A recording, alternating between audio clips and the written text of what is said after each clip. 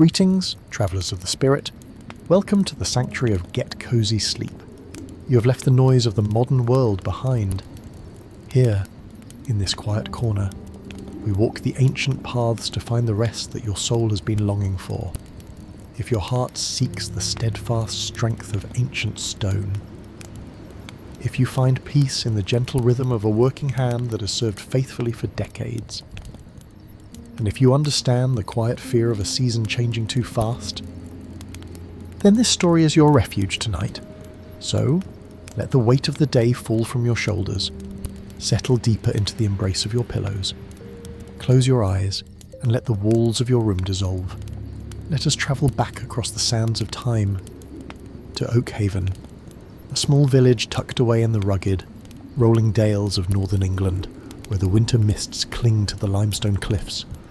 The air here smells of wood smoke, damp wool, and the coming snow. Breathe in grace. Exhale the worry. The time for work is done. The time for rest is here. The Bell Ringer of Oakhaven. The story begins now. The wind did not just blow through the belfry of the Oakhaven chapel, it inhabited it. It was a permanent tenant, a restless spirit that whistled through the narrow stone louvers, carrying with it the scent of frosted pine and the metallic tang of impending snow. Thomas stood in the centre of the ringing chamber, his breath blooming in white clouds before him. He was a man carved from the same stuff as the valley, weathered, enduring and silent.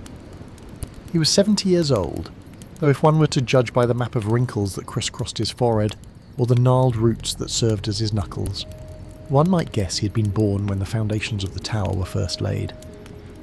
He placed a hand on the thick hemp rope. It was coarse, darkened by the sweat and oil of 1,000 Sundays, 1,000 weddings, and 1,000 farewells. To anyone else, it was just a rope. To Thomas, it was an umbilical cord connecting him to the giant sleeping above. "Good morning, Gabriel," Thomas whispered. His voice was rasping, like dry leaves skittering over pavement. Above him, in the dark throat of the tower, hung the great bronze bell. Old Gabriel. It was a massive vessel of sound, cast in a century when men took time to etch prayers into the moulds. Thomas knew every inch of it, the cold, smooth curve of the lip, the rough inscription of the Beatitudes near the shoulder, and the heavy iron clapper that hung in the centre like a silent tongue. Thomas did not look at his pocket watch. He did not need to. He felt the time in his bones. The morning light, filtering through the dust motes dancing in the shaft, had reached the third groove on the eastern wall. It was time for matins. He planted his feet wide, his boots grounding him against the worn flagstones. He gripped the sally, the woolen grip woven into the rope, and pulled. It was not a motion of brute strength, but of leverage and gravity. Thomas dropped his weight, and the wheel above creaked. The rope groaned. Heave. The rope flew up, taking his hands with it, stretching his old shoulders. And then he pulled down again, catching the rhythm. Heave. Check. Pull. Normally, this was the moment the world exploded. Normally, the sound of Gabriel would crash down the tower shaft. A physical wave of bronze thunder that vibrated in Thomas's chest, rattled his teeth, and announced to the entire valley that God was awake and watching. But today, the thunder was distant. Thomas frowned, his concentration breaking for a fraction of a second. He pulled again. He looked up into the darkness. He could see the wheel turning. He could feel the mighty shudder of the bell swinging on its headstock through the tension in the rope. He could feel the floorboards beneath his boots trembling with the recoil. But the sound was muffled. It was as if someone had wrapped the bell in thick wool, or as if he were listening from underwater. He shook his head, trying to clear his ears. Perhaps it was just the pressure of the storm front moving in, the barber surgeon in the village. Mr. Abernathy had told him once that low pressure could press on the eardrums. Just the wind, Thomas muttered to himself, falling back into the rhythm. Just the wind playing tricks. He focused on the tactile sensation. He let his body become a metronome. He knew the sequence by heart. 3 pulls for the Father, 3 for the Son, 3 for the Spirit, and then the steady tolling to call the faithful. He closed his eyes, shutting out the dim light, and let his hands do the thinking. Outside, the sound of Gabriel was sweeping across the valley. It rolled over the thatched roofs of the cottages, where smoke spiralled lazily from stone chimneys. It drifted down to the frozen stream where the miller was breaking the ice for his wheel. It echoed against the limestone cliffs that cradled Oakhaven like a protective arm. To the villagers, the bell was as constant as the sunrise. It was the voice of their community. But up in the tower, the man creating that voice was enveloped in a terrifying growing silence. Thomas finished the peal. He let the rope slow, guiding it gently until the great weight above came to a standstill. He stood panting slightly, the vapour of his breath coming faster now. He waited for the lingering hum, the after-song of the bell that usually hung in the air for a full minute after the last strike. He strained his ears. He leaned his head against the cold stone wall. Nothing. Just a high-pitched whine, like a mosquito trapped inside his skull. He rubbed his ear vigorously with his palm, a flash of irritation mixing with a cold drop of fear in his stomach. He reached for his scarf, a ragged piece of grey wool knitted by his wife. Martha, 10 years ago. He wrapped it tightly around his neck, as if to ward off a chill that wasn't coming from the air. He descended the spiral staircase, his hand trailing along the rough limestone. Every step was a memory. Here, on the 7th step, he had tripped as a boy when his father first brought him up. There, near the bottom, was the arrow slit where he had watched Martha walk towards the church on their wedding day. He pushed open the heavy oak door at the base of the tower and stepped out into the nave of the church. The Reverend Arthur was there, lighting the Advent candles. The Reverend was a kind man, younger, with a face that always seemed scrubbed pink and spectacles that slid down his nose. He looked up and smiled as Thomas entered. He said something, his mouth moving in clear, cheerful shapes. Thomas froze. He saw the movement. He saw the smile. But the words were soft, blurred edges of sound. Excellent ring. Thomas. Crisp morning. Thomas smiled back, a reflex honed by years of politeness. He nodded vigorously. Aye, Reverend. A bit of a chill in the air, to be sure. The Reverend paused. He looked at Thomas with a slight tilt of his head. He hadn't been talking about the weather. He had been asking about the rope tension. I said, the rope looks a bit frayed. Thomas, should we replace it before Christmas? The Reverend spoke louder this time, enunciating carefully. Thomas caught the words rope and Christmas. He felt a flush of heat creep up his neck. He gripped his flat cap in his hands, twisting the fabric. No, Thomas said, perhaps a little too loudly. She'll hold. Gabriel knows my hands. New rope is too stiff. It has no soul yet. The Reverend studied him for a moment longer than comfortable. There was pity in those eyes, and that terrified Thomas more than anger would have. Pity was the prelude to replacement. Pity was the way one looked at an old horse before opening the gate to the pasture of retirement. Very well. Thomas, the Reverend said, patting him on the shoulder. Go get some breakfast. You've done your duty. Thomas nodded and turned away quickly, eager to escape that scrutiny. He pushed open the heavy main doors and stepped out into the village square. The cold air hit him, sharp and cleansing. Oakhaven was waking up. Carts were rumbling over the cobblestones. He could see the iron rims of the wheels bouncing, but the clatter was dull, distant. He walked past the bakery. The smell of yeast and warm bread was overwhelming, a comfort that his ears could not betray. Mrs. Gable was arranging loaves in the window. She waved at him. He waved back, keeping his head down, walking with the determined gait of a man who has somewhere important to be, even though he was just going home to an empty cottage. He needed to check his almanac. He needed to verify the weather. It had to be the pressure. It had to be the storm coming. It couldn't be him. It couldn't be the end. Because if Thomas couldn't hear the bell, then Thomas couldn't ring the bell. And if he couldn't ring the bell, then who was he? He looked up at the sky. It was a sheet of iron grey. The swallows were gone, retreated south. The trees stood like skeletons against the light. High above the village, the bell tower stood silent and stoic. Thomas felt a phantom vibration in his palms, the ghost of the rope. He shoved his hands deep into his coat pockets and hurried his pace, the silence following him all the way home. Thomas's cottage sat at the edge of the village, where the cobblestones gave way to the packed earth of the sheep trails. It was a humble structure, built from the same grey limestone as the cliffs, topped with a thatch roof that had greyed over time to match his own hair. Ivy clung to the western wall, its leaves currently brittle and brown, waiting for the resurrection of spring. He unlatched the garden gate.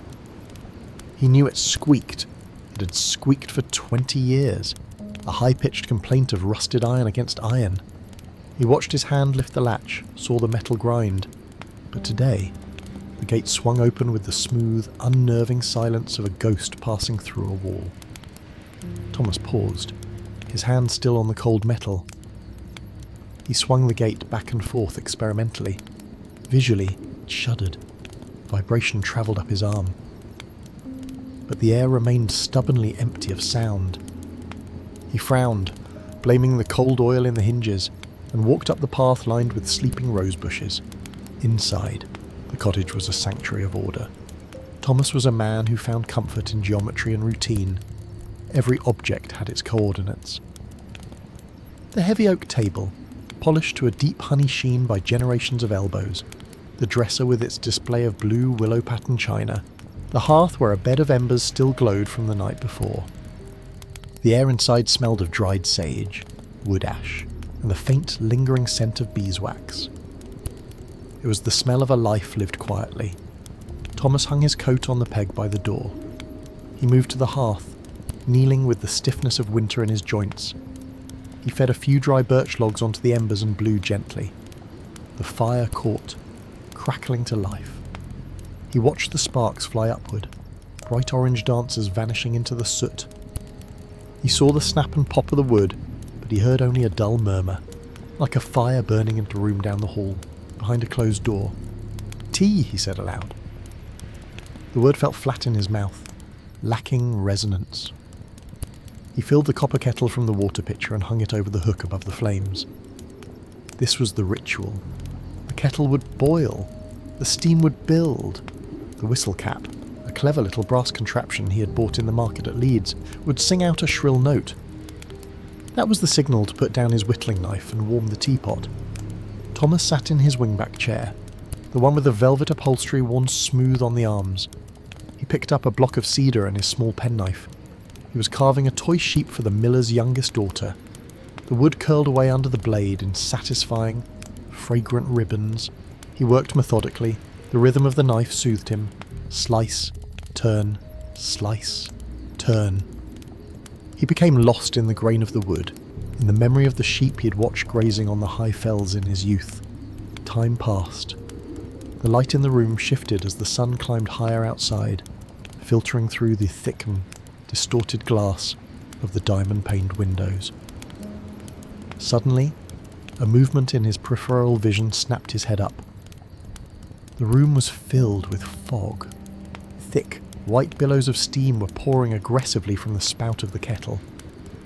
The brass cap was dancing violently, rattling against the copper.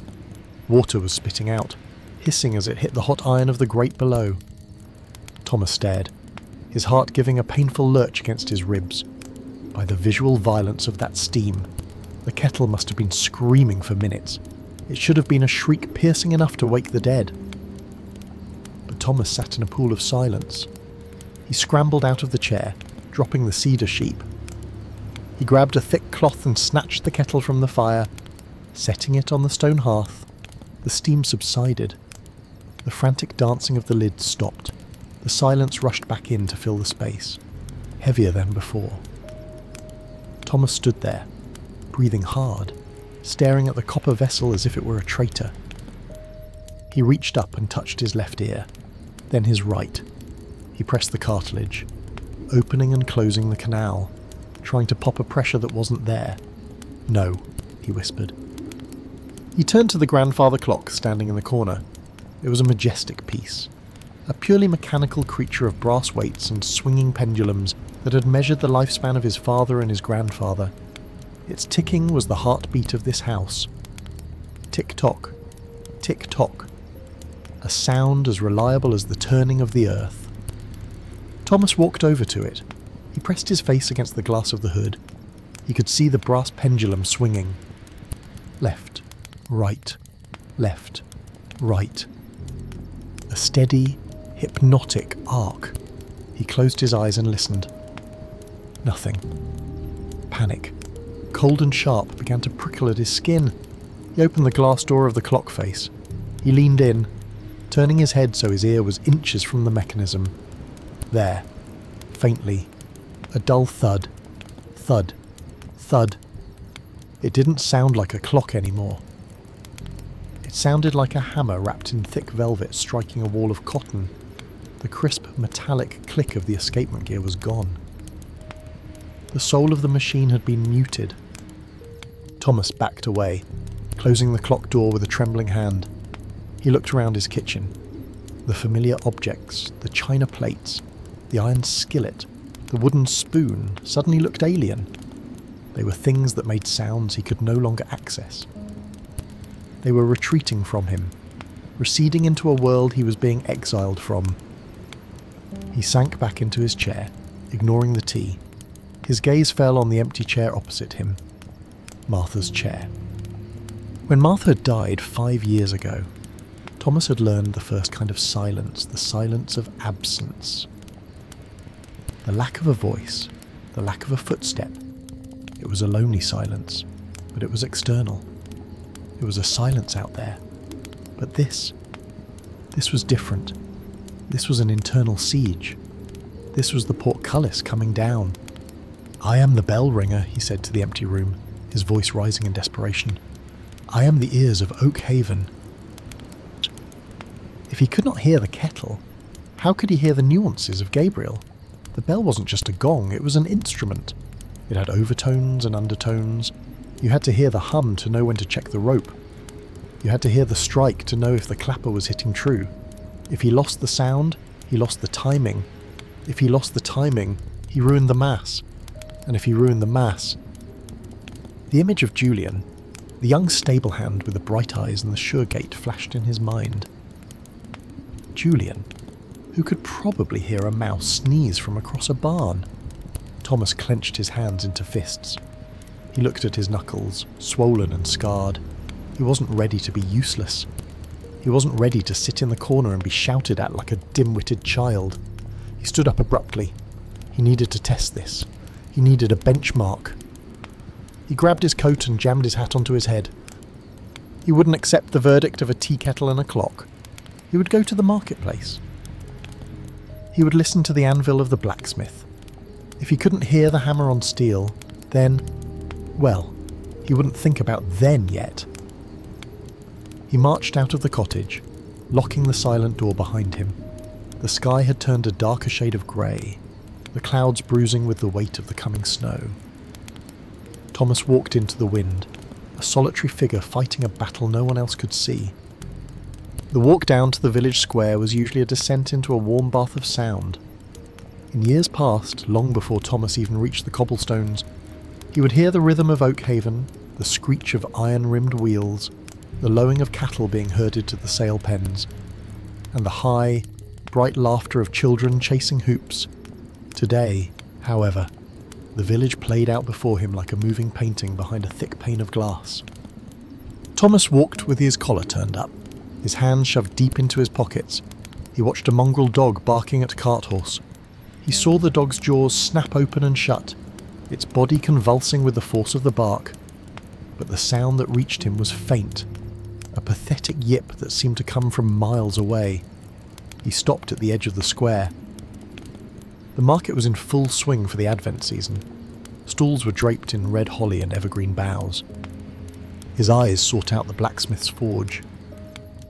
It was an open-faced structure of blackened stone, the heart of the village's industry. Elias, the smith, was there, a giant of a man with arms like oak boughs. He was working a piece of red-hot iron on the anvil. This was the test. The ring of an anvil is a specific, piercing frequency.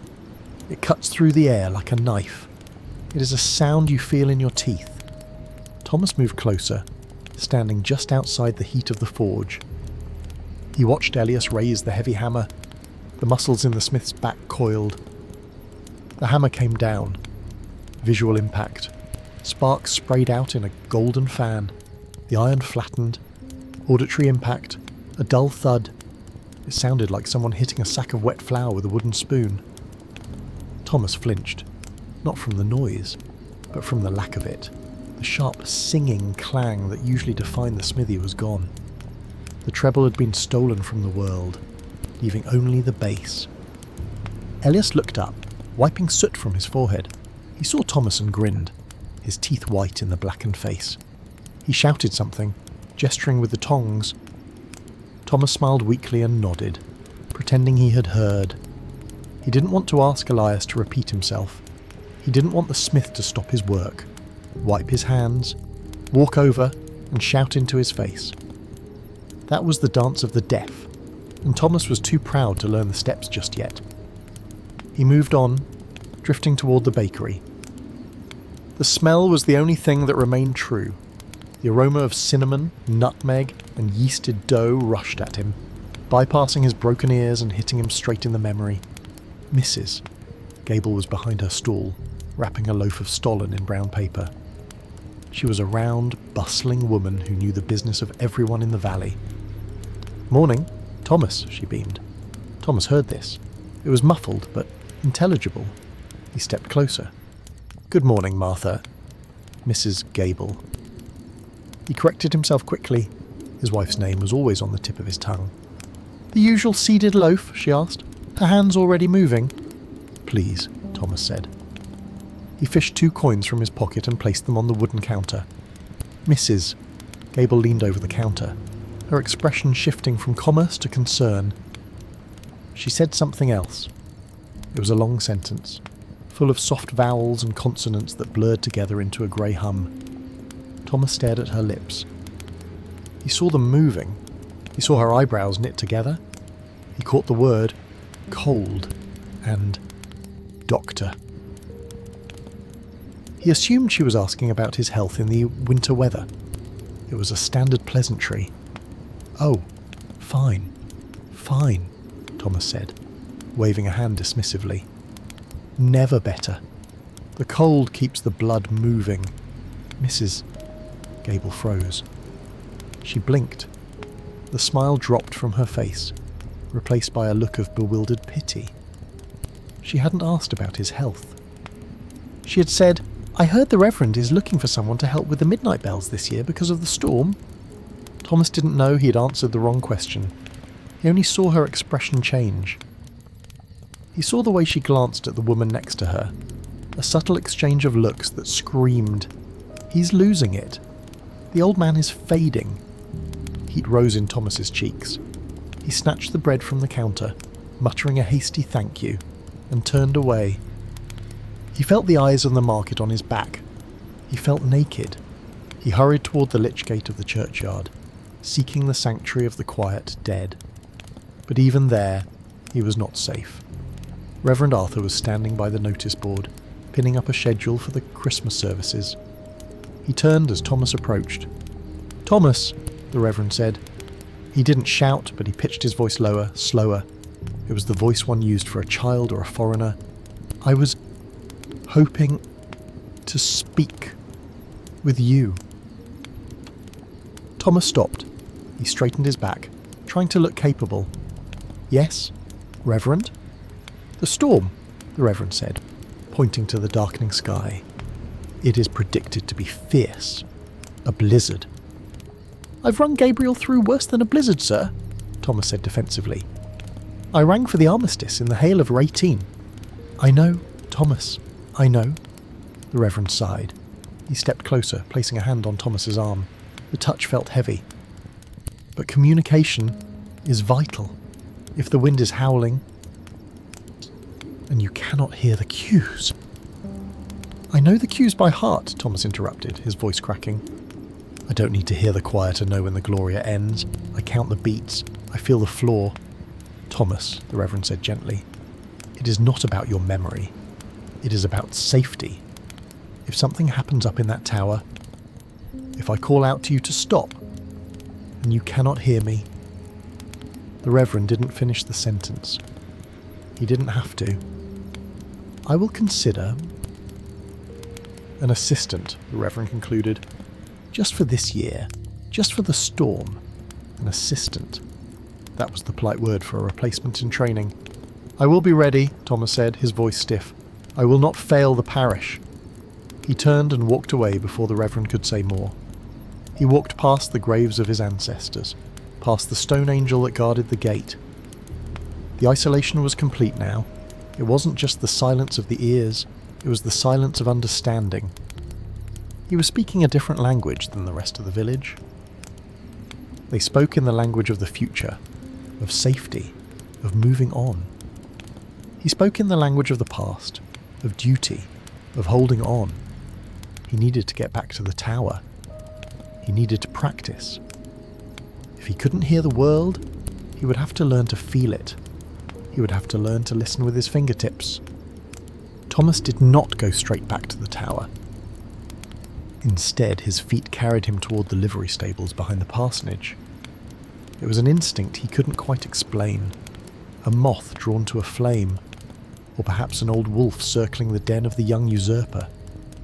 The stables were a place of raw, unpolished life. Even from the yard, the air was thick with the scent of crushed oats, ammonia, and warm horseflesh. Steam drifted from the open Dutch doors, curling into the frigid air like spirits escaping confinement. Thomas stood in the shadow of an ancient yew tree, watching. Inside the main stall, the source of his anxiety was at work. Julian. The boy. Thomas insisted on thinking of him as a boy, though Julian was 25 and broad as a barn door, was grooming the Reverend's dapple grey mare. Julian did not just work, he broadcasted his existence. He was a creature of kinetic energy.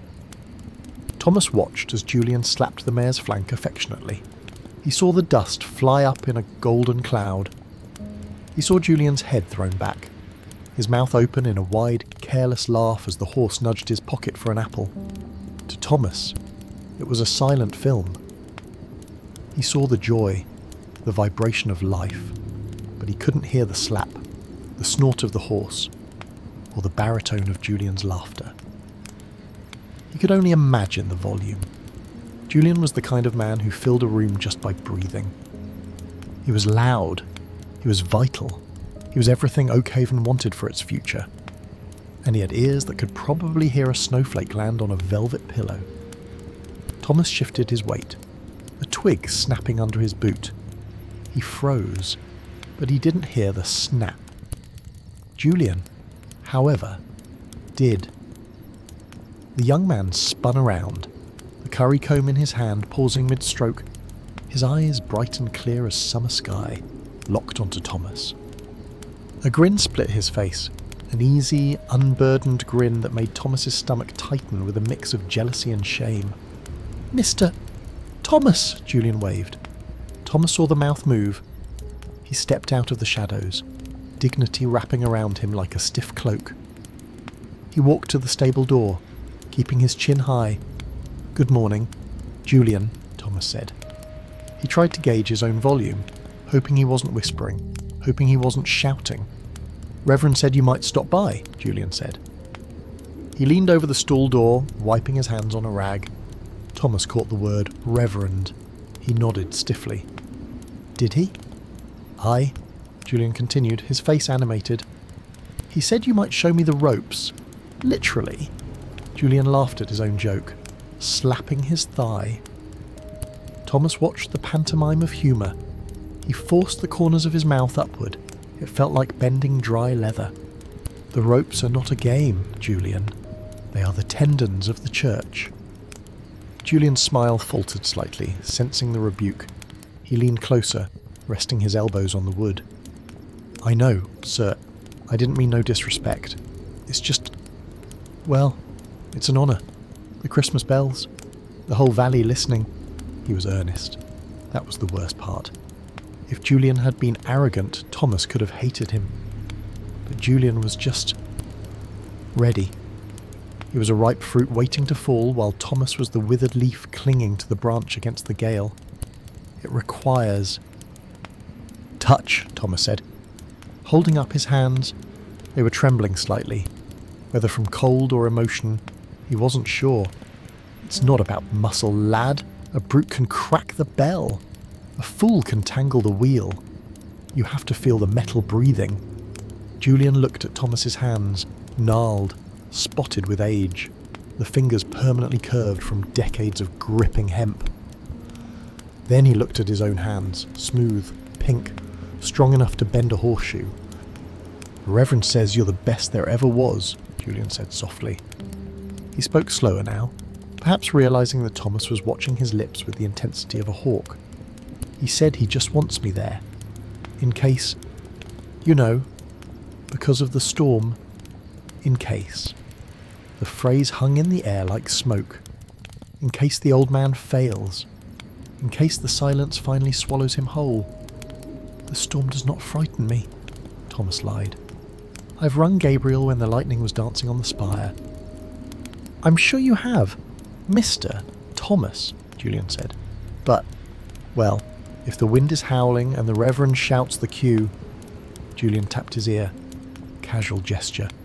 Innocuous. But to Thomas, it was a dagger. Thomas stepped back. The smell of the stable was suddenly choking him. The vitality of the horse, the steam, the young man, it was all too much life, too much future. He felt like a ghost haunting the living. "I will see you at practice then," Thomas said. His voice clipped. "Do not be late. The bell waits for no man."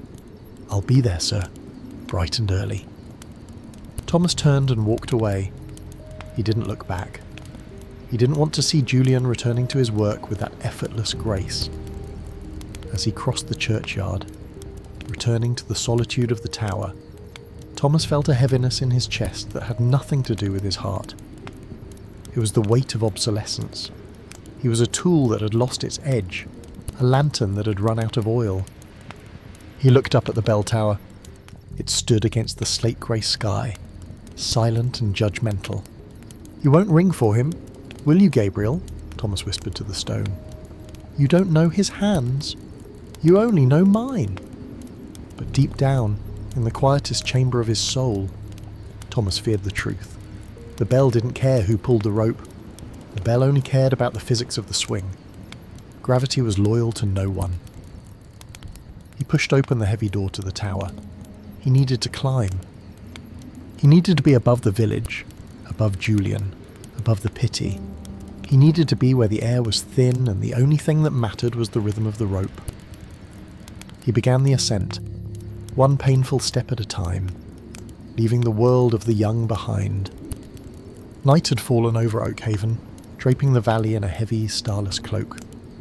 Inside Thomas's cottage, the darkness was kept at bay by the dying embers of the hearth and the solitary flame of a tallow candle on the table. The silence here was different from the silence of the tower.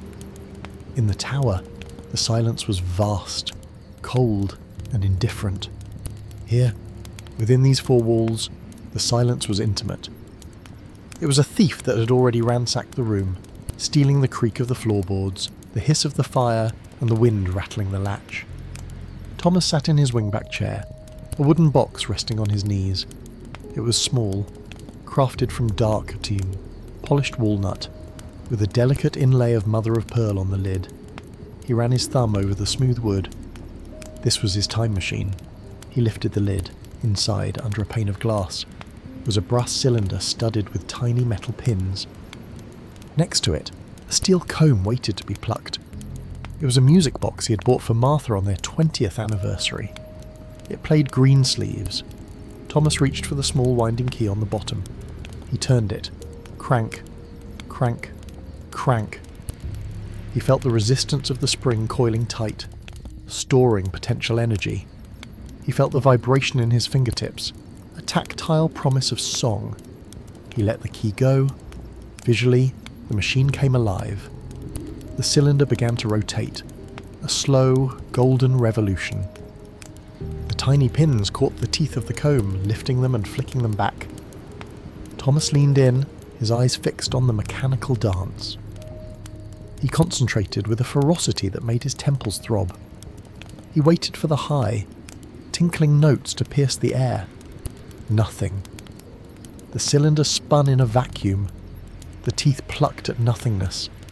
Thomas squeezed his eyes shut. If the ears failed, the mind had to compensate. He would not let the silence win. He would will the sound into existence. He accessed the library of his memory, the vast archive of 70 years of listening. Suddenly, the room wasn't silent. In the theatre of his mind, the notes rang out, clear, crystalline, and melancholic. Alas, my love, you do me wrong. The melody acted as a key, unlocking a door he hadn't opened in years. He was no longer an old man in a winter storm. He was 40 again. It was a summer evening. The windows were open, letting in the scent of blooming jasmine. Martha was standing by the sink, peeling apples for a tart. He could hear her, not just her voice, but the entire symphony of her presence. He heard the wet snap of the apple skin parting from the fruit. He heard the clink of the knife against the ceramic bowl. He heard the soft swish of her cotton dress as she shifted her weight. And then, her hum. She always hummed when she worked. A low, vibrato sound that wasn't quite on key. A sound that vibrated in her chest and filled the house with a sense of utter safety. Thomas clutched the music box tighter, tears pricking behind his closed eyelids. The auditory hallucination was so strong he could almost smell the apples. The memory shifted. The music box faded, replaced by a roar. It was November 1918. The war was over. Thomas was standing in the belfry, a younger man with darker hair and stronger hands. The village below was screaming. He remembered that sound, the raw, unfiltered sound of joy. It wasn't plight. It was a guttural roar of relief rising from hundreds of throats. It sounded like a dam breaking. He remembered the sound of Gabriel that day. He had pulled the rope until his hands bled, and the bell had answered with a voice of bronze fire. It wasn't just a ring, it was a shout that shook the limestone dust from the mortar. It was a sound that said, "We are alive. We are still here." The memory shifted again. A smaller sound this time. Rain. Not the driving blizzard that was coming, but a gentle spring shower. He remembered lying in bed under the eaves, listening to the rain drumming on the thatch. Tap, tap, tap. A million tiny fingers playing a lullaby on the roof. It was the sound of growth, of the earth drinking. It was the most peaceful sound in God's creation. Thomas took a deep, shuddering breath. The memories were vivid. Technicolor bursts of noise in a grey world. He opened his eyes. The brass cylinder of the music box had stopped spinning. The spring had unwound. The visual dance was over. The silence rushed back in, reclaiming the room with a vengeance. It felt colder now, emptier than before. The contrast was a physical blow. The kitchen was just a collection of mute objects. The fire was a pantomime of heat. Thomas stared at the silent box in his lap. He realised, with a sinking heart, that memory was a treacherous comfort. It was a ghost. You could visit the ghost. You could love the ghost. But you could not live with the ghost. He needed the now. He looked at his hands, the hands that had rung the peace bell, the hands that had held Martha, the hands that now held a silent music box. "I am still here," he whispered. The vibration of his own throat was the only proof of his existence. Tomorrow, he had to face the Reverend. Tomorrow, he had to prove that he could still function in the world of the living, in the world of the present. He couldn't ring the bell with memories. He couldn't guide the village with the ghosts of sounds past. He closed the lid of the music box with a soft, soundless snap. He placed it back on the table, aligning it perfectly with the edge of the doily. He stood up and walked to the window. Outside, the first flakes of the great storm were beginning to fall. He couldn't hear the wind howling around the eaves, but he could see the branches of the apple tree thrashing violently. The world was screaming, and Thomas was standing behind thick glass. "Let it storm," he said, his jaw setting in a line of stubborn determination. "I don't need to hear the wind to know it's cold." He blew out the candle. The darkness was absolute, but in the dark, at least, he didn't have to strain to see what he couldn't hear. He climbed the stairs to his bed, carrying the silence with him like a heavy quilt. The vicarage was a building designed to absorb sound, unlike the stone-floored church which amplified every footstep. The Reverend's study was a sanctuary of soft surfaces.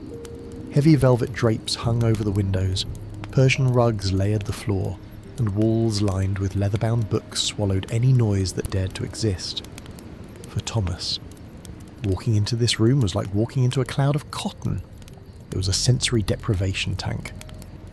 He sat on the edge of a mahogany chair, his cap clutched in his hands like a shield.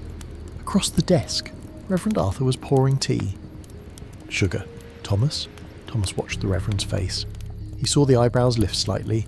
He saw the hand hover over the sugar bowl. "One, please," Thomas said, his voice sounding unnaturally loud in his own head. The Reverend nodded and dropped a lump into the china cup. The silver tongs released the sugar. Thomas waited for the splink, but the cube vanished into the dark liquid silently. "It is warm in here," Thomas offered, trying to control the conversation. If he spoke, he didn't have to listen. "A good fire?" "Yes," the Reverend agreed, handing him the saucer. "Mrs. Hudson is generous with the coal. She worries about the draft." Thomas took the cup. His hand was trembling and the china rattled against the saucer. To Thomas, it was a visual vibration. To the Reverend, it must have been a chaotic clatter. Thomas quickly steadied it with his other hand. Reverend Arthur sat back, crossing his legs. He looked tired. The light from the window caught the lenses of his spectacles, hiding his eyes. "Thomas," he began, his lips moving deliberately. "We have worked together for 40 years. You rang the bells for my induction. You rang them for my daughter's christening." "I remember," Thomas said. "She cried through the whole service." The Reverend smiled, a brief flash of warmth. "She did. You have a good memory." "My memory is fine, sir," Thomas said quickly. "It is sharp as a tack." "I do not doubt your mind. Thomas." The Reverend paused. He took a sip of tea, the cup hiding his mouth. Thomas panicked. He couldn't see the lips. He leaned forward slightly, straining. The Reverend lowered the cup. "I want to talk about the storm procedures." "I know them," Thomas said. "If the lightning strikes close, we ground the rope. If the wind exceeds gale force, we lock the louvers." "Good. And the signal?" "The signal?" Thomas blinked. "For the start of the midnight mass," the Reverend said, "with the choir, the new arrangement." "Ah, yes," Thomas bluffed. "The signal?" Reverend Arthur stood up. He walked over to the bookshelf behind his desk, turning his back to Thomas. This was it. The trap. "I was thinking," the Reverend said, his voice projecting away from Thomas, toward the spines of the theological commentaries, "that perhaps this year, instead of the hand wave, we should use the altar bell. A single ring from the sanctuary to signal you in the tower. What do you think?" Thomas stared at the back of the black cassock. He saw the Reverend's shoulders move and he saw the head tilt, but the sound was gone. It was swallowed by the books, by the distance, by the broken machinery of his ears. He had to answer. He had a 50-50 chance. Agree or disagree? "Yes," Thomas said firmly. "I think that would be, wise." The silence that followed was heavy. The Reverend did not turn around immediately. He pulled a book from the shelf, a volume of St. Augustine, and held it in his hands. Then, slowly, he turned. His face was not angry. It was filled with a profound, aching sorrow. "Thomas," the Reverend said softly, facing him now, "I did not ask a yes or no question. I asked what you thought of the altar bell." Thomas felt the blood drain from his face. The room seemed to tilt. The heat of the fire suddenly felt like a fever. He had been caught. The masquerade was over. Thomas stammered. "I thought you asked if I agreed." "You couldn't hear me," Arthur said. "It wasn't an accusation. It was a diagnosis. When I turned away, I disappeared." Thomas gripped the arms of the chair. His knuckles turned white. "It's the room," he argued weakly. "These rugs, the books, they deaden the voice. In the tower, it's different, and the stone echoes. I can feel the vibration." "Thomas, please." The Reverend sat down again, leaning across the desk. "This isn't about pride. This is about the Mass. It is about the glory of God. If you miss the cue, if the bells clash with the choir, it creates disorder. God is not a God of disorder." Thomas looked down at his boots. He felt stripped and exposed. 40 years, he whispered. "Gabriel knows me. If you put that boy, Julian, on the rope, the bell will know. It will sound flat. It will sound hollow." He looked up, his eyes wet. "Don't take this from me. Arthur, not yet. It's all I have left. Martha's gone. My house is silent. If I lose the bell, I lose my voice." The Reverend took off his spectacles and rubbed the bridge of his nose. He looked at the old man, the stubborn, terrified, faithful servant sitting before him. He saw the dignity trying to hold itself together. "I cannot risk the service, Thomas," Arthur said gently. "Give me the storm," Thomas pleaded. "Let me ring for the storm. If I fail, if I miss one beat, then replace me. I will step down. I will hand the rope to Julian myself. But let me ring Gabriel one last time for the Lord's birth." The Reverend looked at the clock on the mantelpiece. Tick-tock. Tick-tock. He seemed to be weighing the scales of mercy and practicality. Finally, he sighed. A long, resigning exhalation. "Very well," Arthur said. "You'll ring for the midnight mass." Thomas let out a breath he didn't know he was holding. "Thank you. You won't regret. But," the Reverend raised a finger, "Julian will be in the vestry, waiting. If there is one mistake, Thomas, if there is one moment of confusion, he goes up immediately. Do you understand?" "I understand," Thomas said. "There will be no mistakes. I will ring with my heart." "Then go," the Reverend said, putting his spectacles back on. "Prepare your soul, and pray for the wind to carry the sound, because I fear you will not." Thomas stood up. He placed the teacup down, carefully, ensuring it didn't rattle this time. He bowed slightly to the Reverend. He walked out of the study, out of the cotton soft room, and into the hallway. He grabbed his coat. As he stepped out of the vicarage, the cold air slapped his face. He had passed the test, but only by the skin of his teeth. He had bought himself one night, one final performance. He looked up at the sky. It was almost white now, heavy with snow. The test in the study was nothing. The real test was coming from the north. The sky did not darken, it whitened. It was a strange, bruised luminescence, as if the sun had been dissolved into a bowl of milk. The air grew heavy, pressing down on the rooftops of Oakhaven with a tangible weight. The pressure was building, a silent crescendo conducting the valley into the deep of winter. Thomas walked back towards the church, his collar turned up against a wind that was beginning to find its teeth. Then it happened. A single white speck drifted down against the dark wool of his sleeve. It didn't melt immediately. It sat there, a perfect, intricate star of ice, six-pointed and sharp. Thomas stared at it. It was a message from the north, a scout sent ahead of the invading army. Another followed, then 10, then 100. The world began to blur. The sharp edges of the stone walls, the stark outline of the naked oaks, The distant horizon of the fells, everything was being softened, erased by a curtain of falling white lace. To Thomas, the snowfall was a silent film of mesmerising beauty. He couldn't hear the soft hiss of the flakes landing on the dry leaves, and a sound he used to love. He saw only the movement, the relentless vertical march of the storm. He reached the heavy oak door of the tower. He didn't go home. There was no comfort in the cottage now. His battle station was here. He entered the tower, bolting the door behind him. The air inside was still and frigid, smelling of ancient limestone dust and the iron of the bell mechanisms. He climbed the spiral stairs, his boots scuffing on the worn steps. Scuff, scuff. He felt the vibration in his soles, even if the sound didn't reach his ears.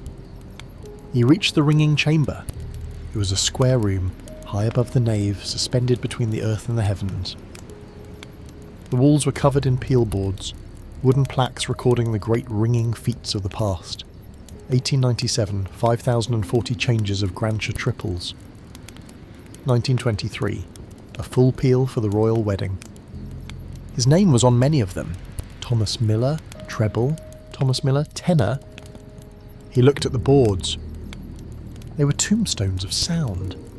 They recorded music that had vanished the moment it was made. "Not tonight," he whispered. "Tonight, we make a sound that lasts." He approached the rope. It hung dead centre, a vertical line of hemp dropping from the darkness of the bell chamber above. Thomas did something he had never done in 40 years. He sat down on the wooden bench that ran along the wall and began to unlace his boots. His fingers were stiff with cold, fumbling with the leather laces. He tugged them off, placing them neatly side by side, and then he peeled off his thick wool socks. He stood up, his bare feet meeting the wooden floorboards. The cold was shocking, biting into his skin, but it was electric. He wriggled his toes against the rough grain of the oak. He needed to be a conductor of vibration. The boots were insulation. The socks were mufflers. He needed to be skin to wood. He walked to the centre of the room. He gripped the sally, the woolen tuft of the rope. He closed his eyes to sink in. Sight is a distraction, he told himself. If I look, I will doubt. If I feel, I will know. He pulled The wheel above turned. He felt the resistance. The heavy, pendulum swing of 2 tons of bronze shifting its centre of gravity. Heave. He felt the rope jump in his hands, a living thing trying to escape. Check. And then, the strike. Normally, the crash of the clapper against the sound bow would be deafening in this small room. Today, to Thomas's ruined ears, it was a dull thud, distant and murky. But through the soles of his bare feet, the world exploded. The floorboards shuddered. The vibration travelled up his shins, into his knees, settling in the base of his spine. It was a physical hum, a resonance that bypassed the ear and spoke directly to the bone. Thrum! He could feel the decay of the sound. He could feel the vibration tapering off, like a heartbeat slowing down. Wait for it. Wait for it. He held the rope taut, his body tense, reading the floor like a manuscript. When the vibration dipped below a certain threshold, a feeling like a sigh leaving the wood, he pulled again. Heave. Thrum. He smiled in the darkness. He could do this. He didn't need to hear the note. He needed to ride the wave. He was surfing on sound waves he couldn't hear. He worked for an hour. The sweat broke out on his forehead despite the freezing air. His breath came in ragged gasps. His bare feet were numb with cold, yet alive with sensation. He began to map the song of the bell onto his body. The dong was a punch to the gut. The hum was a tickle in the arch of his foot. The silence between strikes was a lightness in his chest. He wasn't ringing a bell anymore. He was dancing with a giant partner who led with heavy, invisible steps.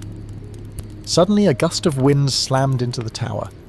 The stone walls groaned, the draught whistled through the arrow slits, cutting through his thin shirt. Thomas opened his eyes. He looked out the narrow window. The world was gone. Oakhaven had vanished. There was only a swirling vortex of white chaos. The blizzard had arrived in full force. The view of the village square, usually so clear, was obliterated. He couldn't see the bakery. He couldn't see the vicarage.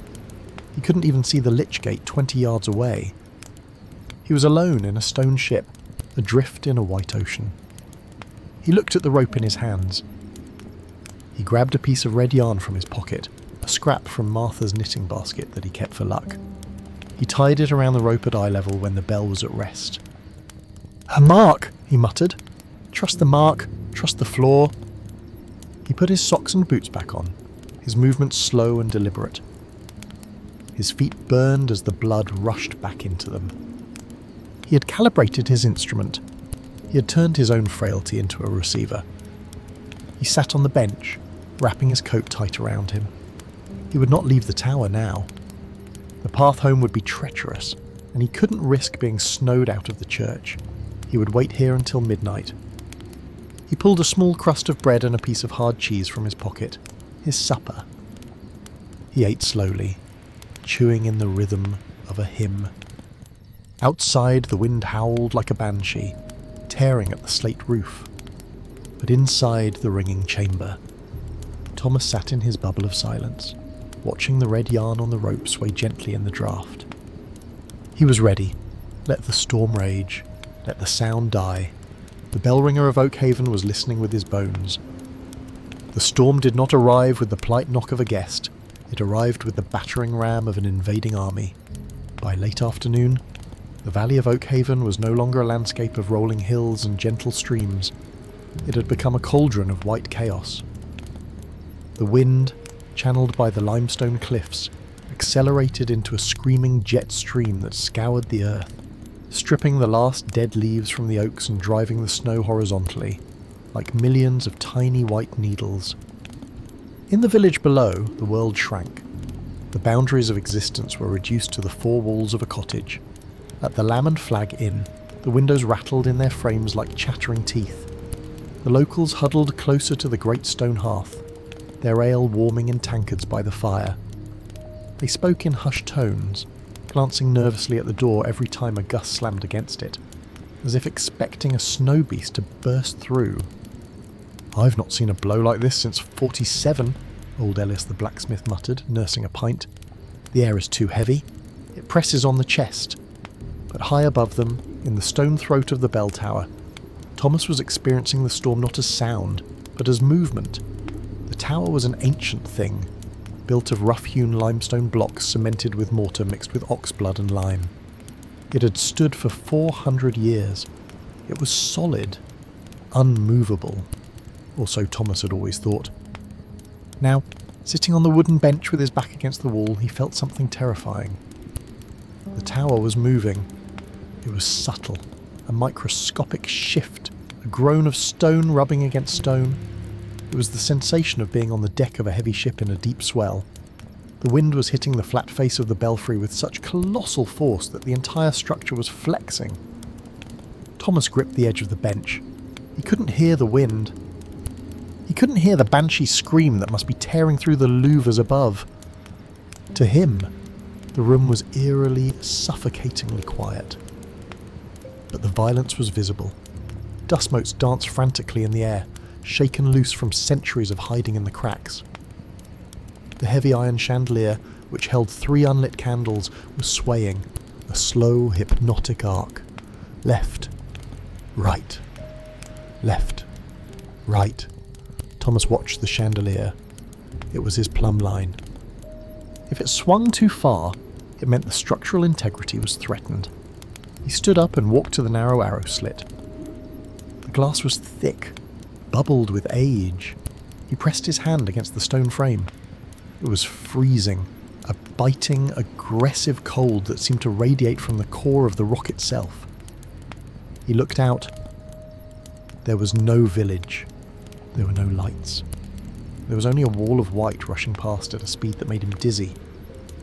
It was like looking into the heart of a waterfall, but the water was frozen and falling sideways. "You're angry tonight," Thomas whispered to the storm, his breath fogging the glass. He imagined the sound.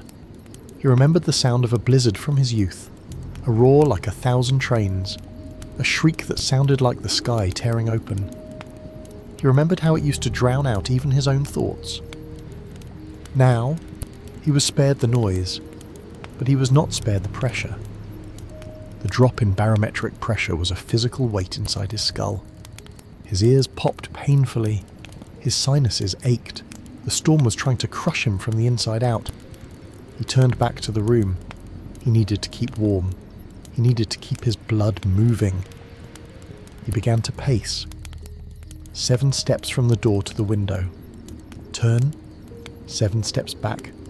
1, 2, 3, 4, 5, 6, 7. He walked with the rhythm of a sentry. He swung his arms, clapping his gloved hands against his sides. Thump. Thump! He felt the impact, a dull reassurance that he was still solid. The cold was insidious. It wasn't just in the air. It was seeping through the floorboards, rising from the crypts below. It crept through the soles of his boots. He wiggled his toes, remembering the lesson of the practice session. Sensation is life. He checked his pocket watch. It was only 6 o'clock in the evening, 6 hours until midnight. 6 hours of this siege. He sat down again and pulled out the small wooden sheep he had been carving. He took his knife, but his hands were shaking too much to control the blade. He put it away. He closed his eyes and tried to pray, but the words felt frozen in his throat. Instead, he thought of Julian. Was the boy warm? Was he sitting by the fire in the vestry, drinking hot cocoa, laughing with the choir? Thomas felt a pang of bitterness, sharp as a splinter. Julian was safe. Julian was the backup plan. Julian probably hoped Thomas would fail, or that the snow would block the tower door, forcing the old man to retire. No, Thomas said aloud. The vibration of his voice startled him. He stood up again. He went to the rope. He touched the red yarn marker. "We will not fail," he said to the rope. "We will ring. We will speak to the storm." Suddenly, the trapdoor in the floor, the one leading down to the spiral staircase, shuddered. Thomas stared at it. Was it the wind sucking at the vacuum of the tower? The heavy iron ring of the trapdoor lifted an inch, then fell. Clack. Silent to him. Then it lifted again. Thomas moved towards it, his heart hammering against his ribs. Who would come up here in this weather? The Reverend? Julian? The trapdoor was pushed open with a grunt of effort. A hand, gloved in thick wool, gripped the floorboards, then a hood, covered in snow. A figure climbed up into the ringing chamber, bringing a swirl of snowflakes and a blast of freezing air with them. The figure stood up and pushed back the hood. It wasn't Julian. It wasn't the Reverend. It was Mrs. Gable, the baker. Her round face was red with exertion and cold. Her eyelashes were frosted with ice. She was bundled in so many layers of shawls she looked twice her size. In her hands, she clutched a basket covered with a checkered cloth. Thomas was so stunned he couldn't speak. He just stared at her. "Mrs." Gable panted, her chest heaving. She saw Thomas and smiled, a brave, crooked smile. She said something, gesturing to the basket. Thomas shook his head, pointing to his ears. "I can't. The wind," he lied, blaming the storm for his deafness. "Mrs." Gable nodded, understanding. She didn't try to shout against the gale she assumed he could hear. Instead, she walked over to him and thrust the basket into his hands. She pulled back the cloth. Inside, nestled in a towel to keep it warm, was a fresh loaf of stollen, heavy with fruit and marzipan, and a stone bottle of hot cider. She reached out and squeezed Thomas's arm. Her grip was strong, warm. She pointed to the floorboards, then to the rope, then gave him a thumbs up. She was bringing him supper. She'd climbed the treacherous icy stairs of the tower in a blizzard just to make sure the bell ringer didn't starve. Thomas felt tears prick his eyes, hot and sudden. The bitterness he had felt moments ago toward the village evaporated. They hadn't forgotten him. They were depending on him. Mrs. Gable didn't stay. She mimed, shivering, wrapped her shawls tighter, and pointed down. She had to get back before the drifts got too deep. She squeezed his arm one last time, a look of fierce encouragement in her eyes, and then she was gone. Descending into the dark throat of the tower, Thomas stood alone again. But the room felt different. The cold was less biting. The swaying of the tower felt less like a threat and more like a cradle. He sat down on the bench and broke off a piece of the warm bread. The taste of raisins and nutmeg exploded in his mouth, a sensory overload in the silent grey world. He chewed slowly, watching the snow lash against the arrow slit. The storm was furious. Yes, but the love of a village was stubborn. He checked his watch. 6:30 p.m. "Thank you, Martha," he whispered, looking up at the dark beams, confusing the baker with his wife for a fleeting second. He settled in to wait. The bell was silent. The world was silent. But his heart was beginning to beat a steady rhythm, louder than any gale. While Thomas sat in his stone eyrie, fighting a battle against silence and cold, the nave of St. Jude's Church was transforming into a vessel of light and warmth. Down here, the storm was not a physical assault on the body, but a siege on the walls. The great oak doors, bound in iron straps, groaned rhythmically under the fists of the wind. Every time they shuddered, the heavy velvet curtain hung across the vestibule would billow inward, leaking a draught of freezing air that smelled of ozone and crushed ice. But inside, the air was golden. Dozens of candles, thick pillars of beeswax, had been lit along the window ledges and the altar rail. Their flames danced nervously in the draughts, casting long, flickering shadows that chased each other across the limestone arches. The scent was overpowering, a heady perfume of melting wax, fresh pine boughs that had been cut from the forest that morning, and the damp, earthy smell of wet wool as the villagers began to trickle in. They arrived in bursts, driven through the doors by gusts of wind like leaves blown into a hallway. First came the Miller family, their faces red and scrubbed, shaking the snow from their heavy coats like wet dogs. Then came the shepherd, old Silas, who stamped his boots on the flagstones, creating puddles of melting slush that the verger hurriedly swept away with a grim expression. The church was filling up. It was the only warm place in the valley tonight. It was the Ark. In the front pew, Mrs. Gable sat, her hand still trembling slightly from her climb up the tower. She was flanked by her neighbours, her face glowing not just from the cold but from the secret mission she had accomplished. "He is well," she whispered to Mrs. Higgins, the seamstress. "He's eating the bread. He looks determined." "But can he hear?" Mrs. Higgins whispered back, her eyes darting to the ceiling. "The wind is screaming like a banshee, Martha. Even with good ears, it would be hard." "He has the heart of a lion," Mrs. Gable said firmly, though her fingers nervously twisted the fringe of her shawl. "He doesn't need ears. He knows the tower better than he knows his own kitchen." The congregation was a sea of hushed anxiety. Usually, the pre-service chatter was about the roast goose or the children's pageant. Tonight, the talk was all about the storm and the bell. The bell was the signal. It was the voice that said Christmas is here. If the bell didn't ring, or worse, if it rang out of time, a chaotic jangle in the night, it would be a bad omen for the coming year. In the vestry, the small room behind the altar where the choir robed, the tension was sharper. Julian sat on a wooden stool, fully dressed in his Sunday best, with his heavy coat folded neatly beside him. He looked like a man waiting for a verdict he didn't want to hear.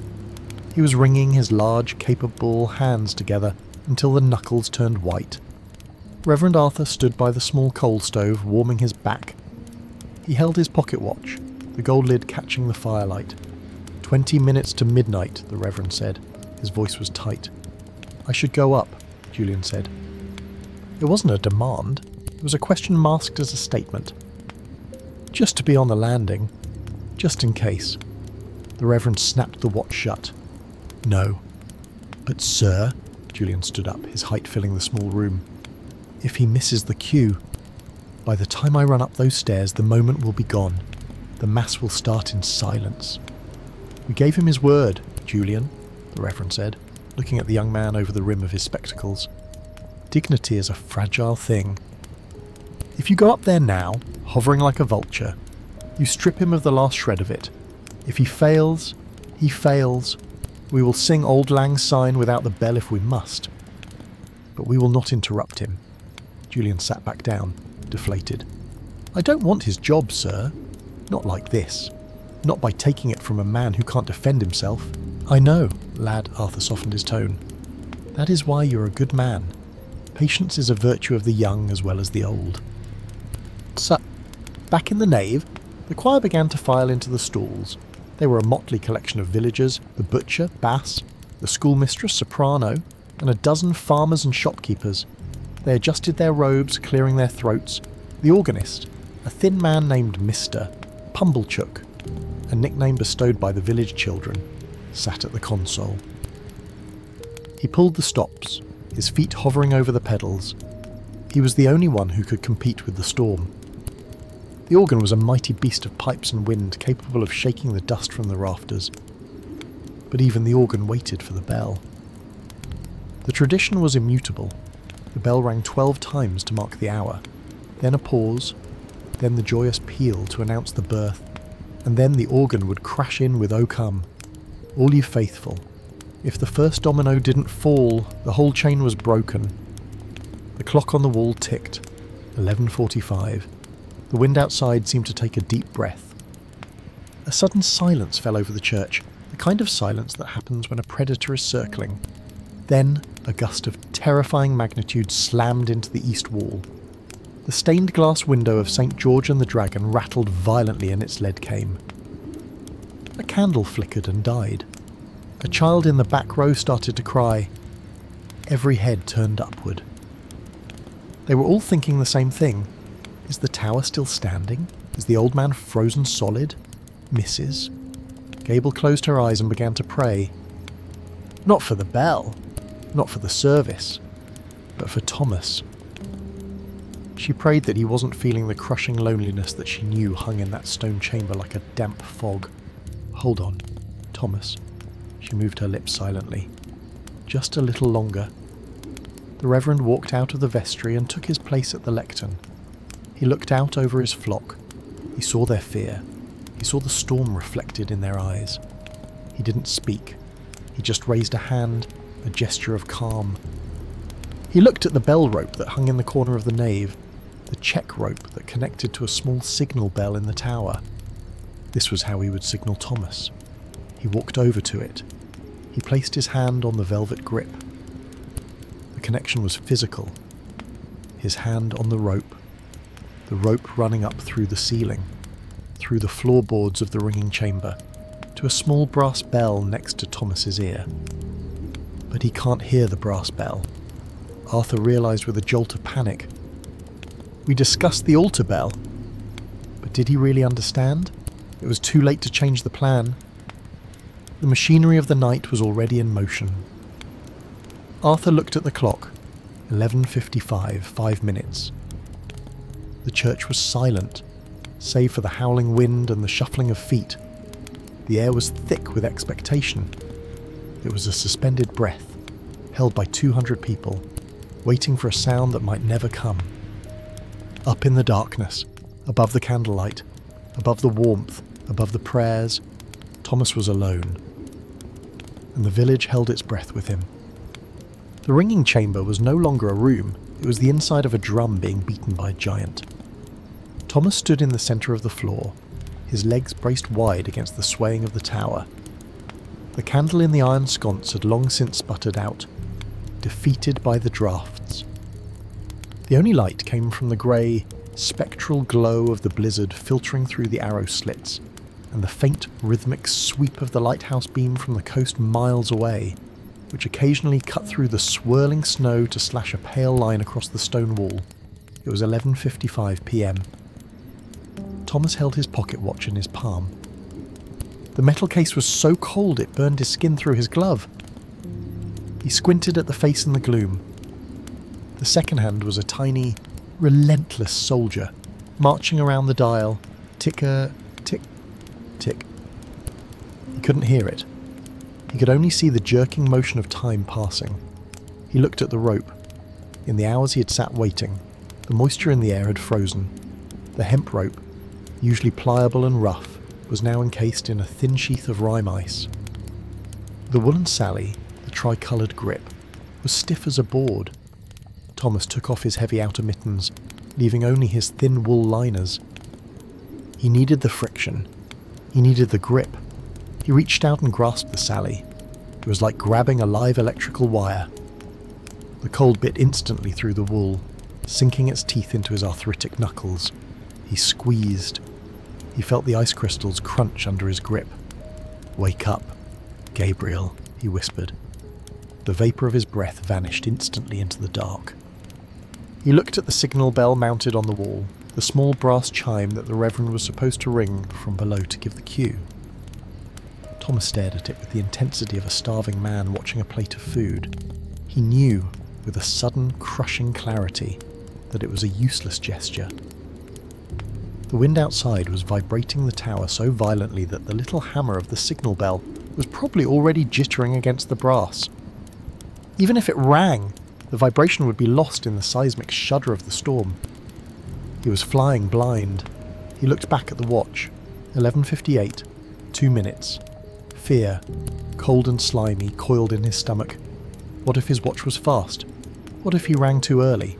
To ring the Christmas bells before midnight was bad luck. It was a sign of impatience, of disrespect.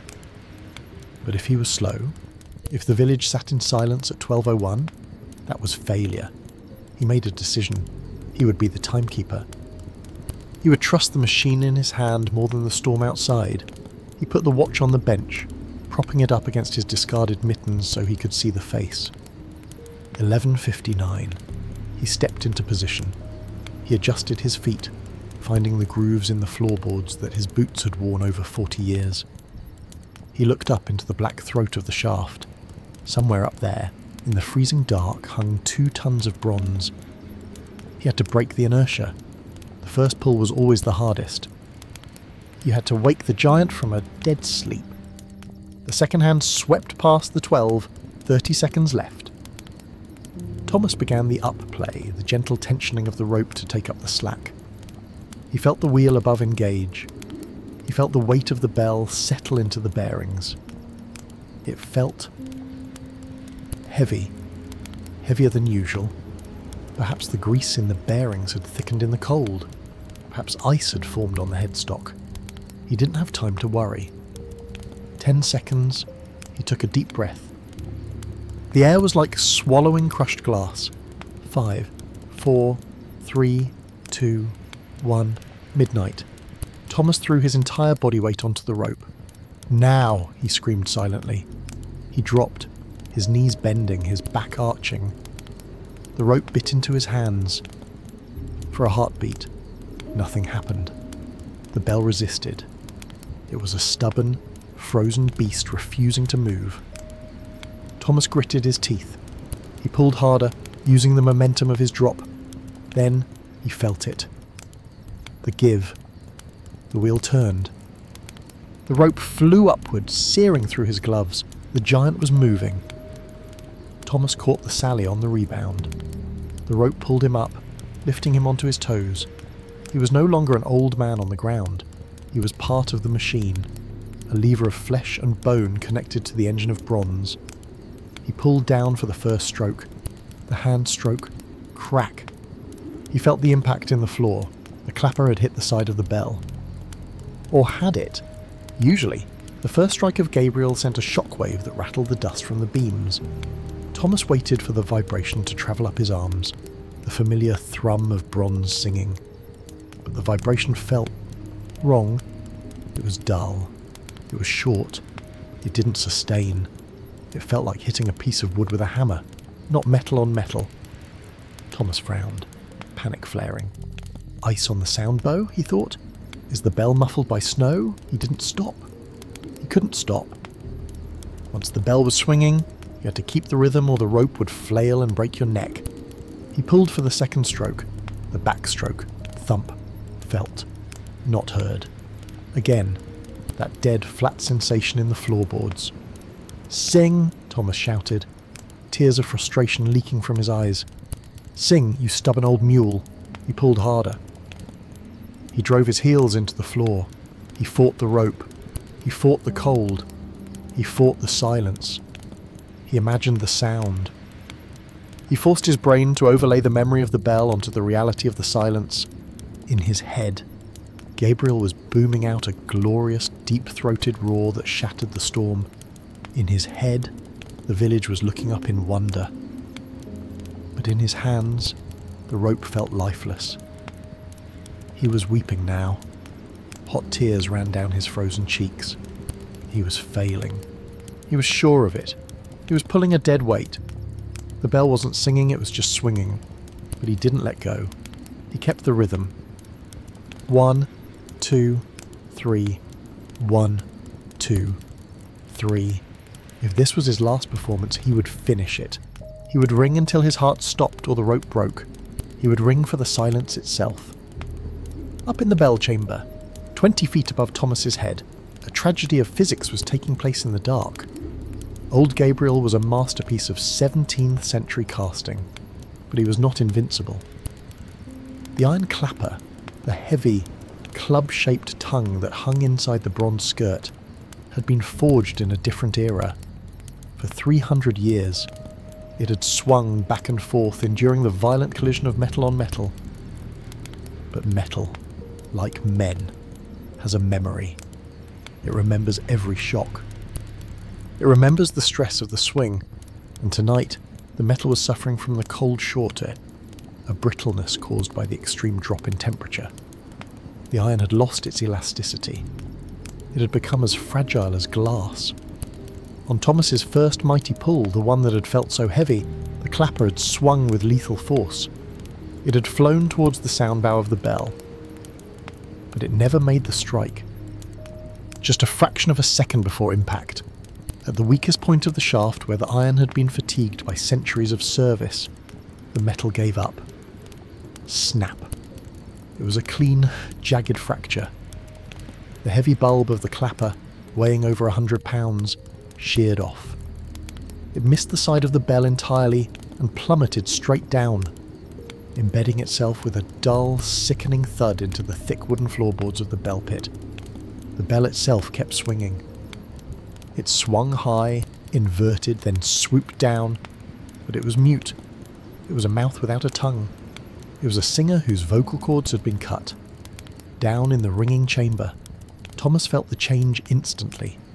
The rope behaviour shifted. The balance of the bell was different.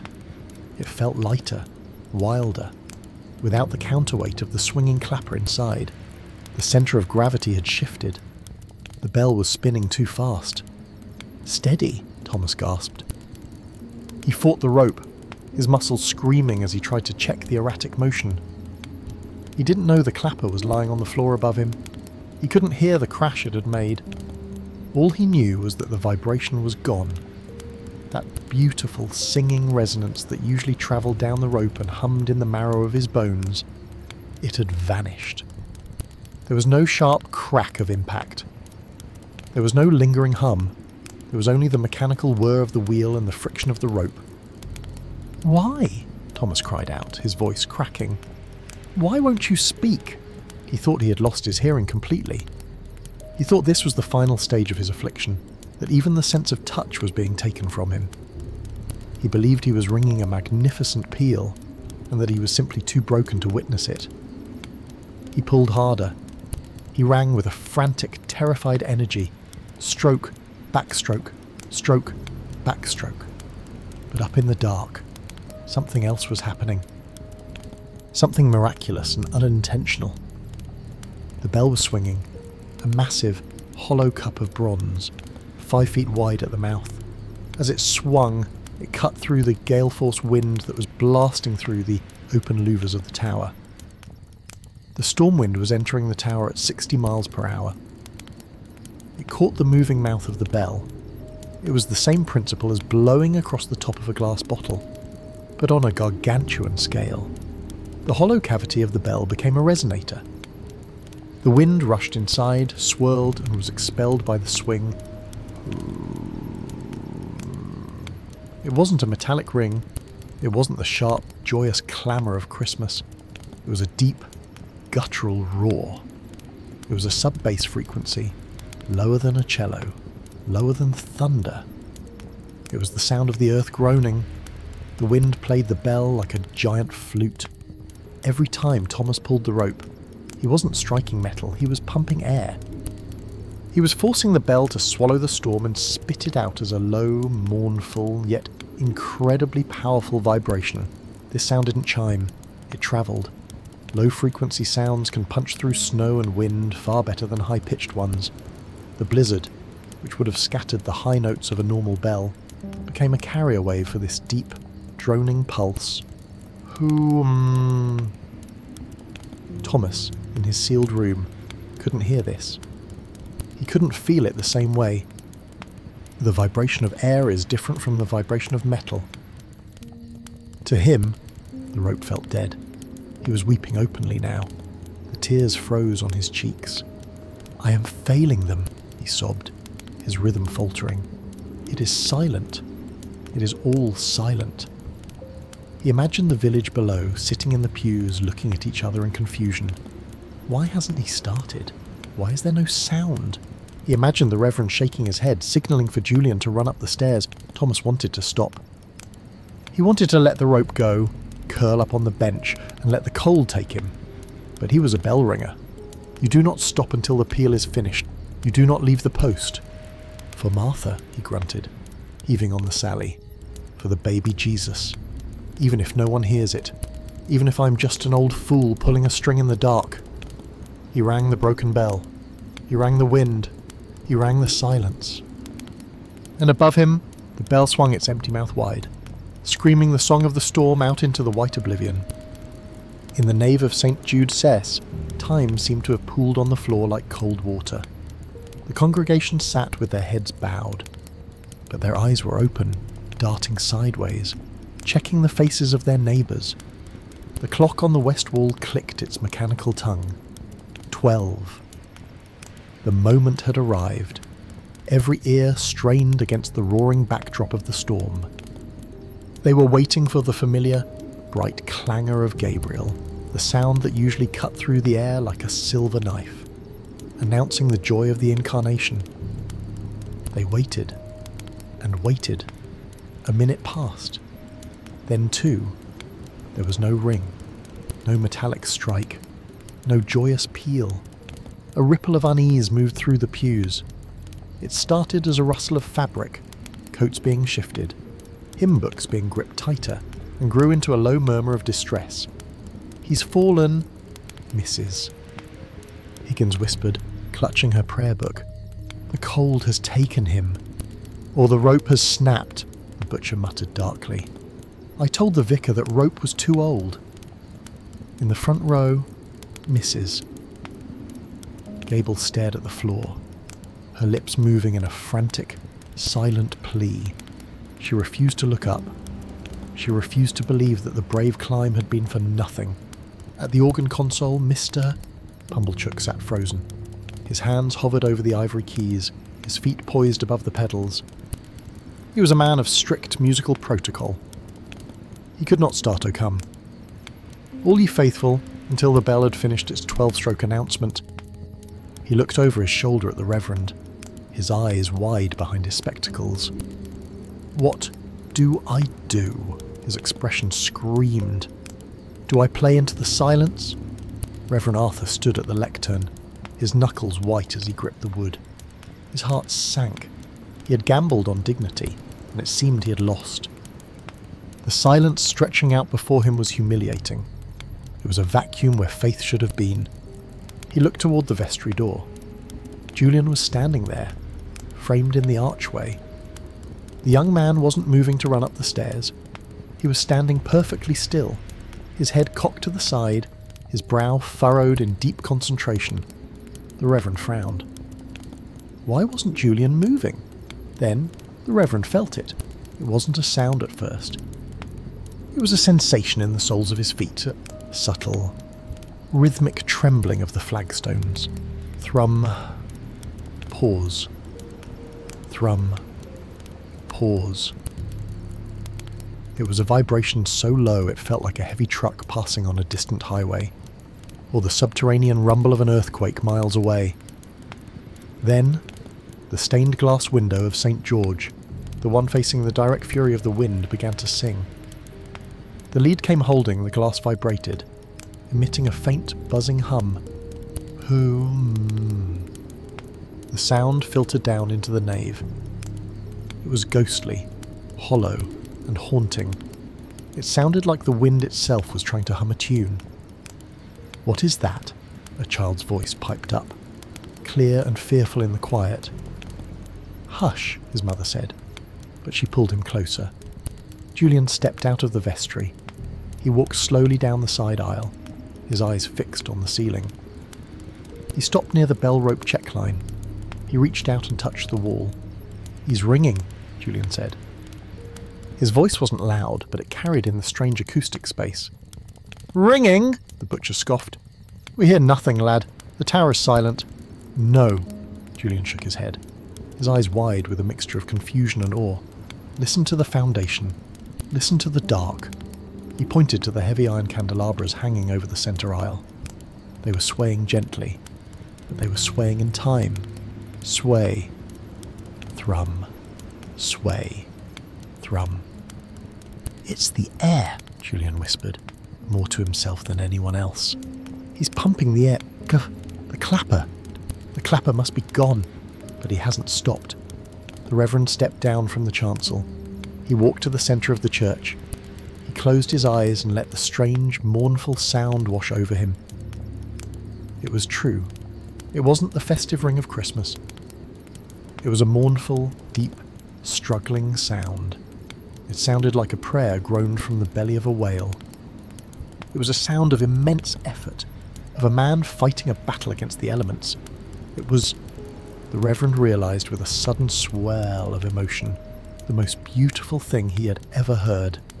"He is ringing," Arthur announced, his voice booming out, breaking the tension. "Do you not feel it? The stones are singing." He turned to the organist. "Play, Mr. Pumblechook," the Reverend commanded, waving his arm. "Play. Do not let him ring alone. Join him. Mr." Pumblechook jumped, startled, but his training took over. He slammed his hands down on the keys. The organ roared to life. The majestic chords of Adeste Fidelis crashed into the room, filling the void. "O come, all ye faithful, joyful and triumphant." The congregation, relieved and swept up by the Reverend's conviction, stood as one. They opened their mouths and sang. They sang louder than they had ever sung before, as if they needed to shout to let the old man in the tower know they were there. "O come ye to Bethlehem." The sound of the organ and the voices rose up, mixing with the strange, low-frequency drone of the wind bell. It was a discordant, wild symphony, the high, bright notes of the hymn dancing over the deep, guttural bass of the storm. Up in the tower, Thomas couldn't hear the singing. He couldn't hear the organ. But down below, the village was no longer waiting. They were participating. They were singing along to a rhythm set by a deaf man and a broken bell, creating a harmony that defied the very laws of music. "Mrs." Gable wiped her eyes with the corner of her shawl, singing lustily, her voice cracking with pride. Julian stood at the back, not singing. He was listening to the wind bell, analysing the timing. It was perfect, even without the strike, even without the sound. Thomas hadn't missed a beat. "Go on, old man," Julian whispered into the shadows. "Show us how it's done." 3 miles north of Oakhaven, the world had ceased to exist. There was no earth, no sky, no horizon. There was only the white darkness, a paradoxical state where the light was blindingly bright yet revealed absolutely nothing. On the treacherous switchback road known as the Devil's Elbow, a small caravan had ground to a halt. It was a modest party, a covered wagon carrying a family of 4, led by a hired guide named Captain Mercer. Mercer was a man who had navigated the Alps and the Scottish Highlands. He respected the cold, but tonight he feared it. He stood by the led horse, a massive Clydesdale named Titan. The beast was trembling violently, its coat matted with ice, its head low. The wagon's wheels were buried up to the axle in a drift that had formed in less than an hour. "Captain!" a voice cried out from the back of the wagon. It was Mr. Sterling, the father. His voice was thin, snatched away by the gale the moment it left his lips. "The little one. Her lips are blue. We cannot stay here." Mercer wiped the ice from his beard. He knew the truth, but he couldn't say it. If we stay, we freeze. If we move, we walk off the cliff. The road was narrow, and in this whiteout, a single step to the left meant a 300-foot drop into the ravine. "We cannot move the wagon!" Mercer shouted back, leaning close to the canvas flap. "We must unhitch the horses. We bundle together. We wait for morning." "Morning?" Sterling's face was a mask of terror in the lantern light. "We won't last until morning." Mercer turned away. He patted Titan's neck, his gloved hand numb. He knew the father was right. The temperature was dropping fast. The wind chill was lethal. They were already experiencing the lethargy that precedes the long sleep. Mercer looked into the void. Somewhere to the south lay Oakhaven. It was a sanctuary of stone cottages and fires. Under normal circumstances, he would listen for the church bells. The midnight peal of St. Jude's carried for miles. It was the lighthouse of the valley.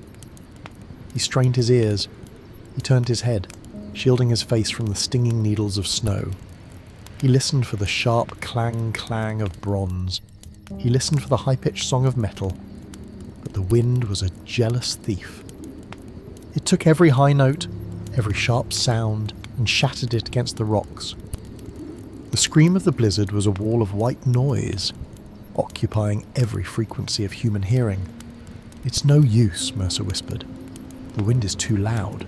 The bell is lost." He felt a heavy despair settle in his gut, colder than the snow. He reached for his pistol. If the horses panicked and bolted, he would have to put them down to save the people from being dragged over the edge. He closed his eyes, resigning himself to the end. And then the horse nudged him. Titan wasn't panicking. The great beast had stopped shivering. It had lifted its head. Its ears, usually pinned back in fear, were swiveled forward, twitching. Mercer opened his eyes. "Oh, what is it, boy?" The horse took a step forward, then another. It was pulling against the traces, not in flight, but with purpose. Then Mercer felt it. It wasn't a sound he heard with his ears. It was a sensation in his chest cavity. It was a rhythmic pressure, a pulse that seemed to come from the ground itself. Thrum, thrum, thrum. It felt like a giant heart beating deep beneath the snow. It was a sound so low, so profound, that it undercut the high-pitched shrieking of the wind. The wind could tear apart a treble note, but it could not stop this bass. This was a wave of displacement. It travelled through the rock of the mountain, through the dense pack of the snow, and up through the soles of Mercer's boots. Home. It sounded like a foghorn from a ghost ship. It sounded like a cello bowed by a giant. "The wind," Mercer muttered, confused. "No, the wind doesn't keep time." He pulled off his thick glove and pressed his bare hand against the rock face of the cliff. He felt the vibration. Pulse. Pause. Pulse. Pause. It was the rhythm of a bell. But it was a bell stripped of its vanity, stripped of its pretty, singing voice. This was the skeleton of a sound. "It's the church," Mercer realised, his heart leaping. Something has happened to the bell. But it's ringing. He turned back to the wagon. He ripped open the canvas flap. "Get out," he roared, his voice filled with a new, fierce energy. "Everyone out. Tie the children to your waists. Leave the wagon." "What? Why?" Sterling stammered. "The horses know." Mercer pointed to Titan, who was now straining eagerly into the white void. "We follow the sound. Not the ears. Feel it. Feel the ground." They stumbled out into the snow, Sterling, his wife holding the baby and their young son. They huddled around Mercer. "Do you feel it?" Mercer shouted, grabbing Sterling's shoulder. "That low hum? That throbbing?" Sterling looked confused for a moment, panic making him dull, so then he stopped. He stood still, his eyes widened. I feel it in my teeth," Sterling whispered. "That is Oakhaven calling," Mercer shouted. "It's a beacon, a sound that cuts the wind." They formed a human chain, holding onto the harness of the lead horse. Titan moved forward, acting as their icebreaker. The horse followed the vibration with animal instinct, moving towards the source of the resonance. They walked blindly.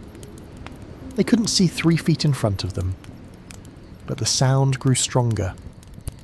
Hum. It was a mournful, ugly, terrifying sound. In any other context, it would have been the soundtrack of a nightmare. But to these frozen travellers, it was the most beautiful lullaby in the world. It was the sound of human presence, step by step, guided by the broken bell that refused to sing pretty songs. They navigated the treacherous curves of the Devil's Elbow. The low frequency hugged the ground, guiding them away from the cliff edge, pulling them down into the bowl of the valley.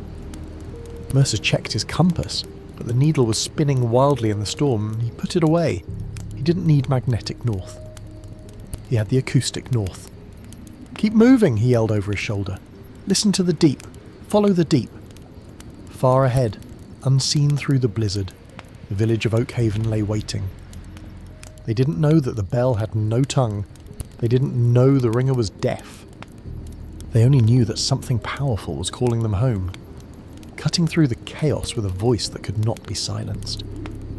The candle had died an hour ago. The darkness in the ringing chamber was now absolute, a thick, suffocating velvet that pressed against Thomas's eyeballs.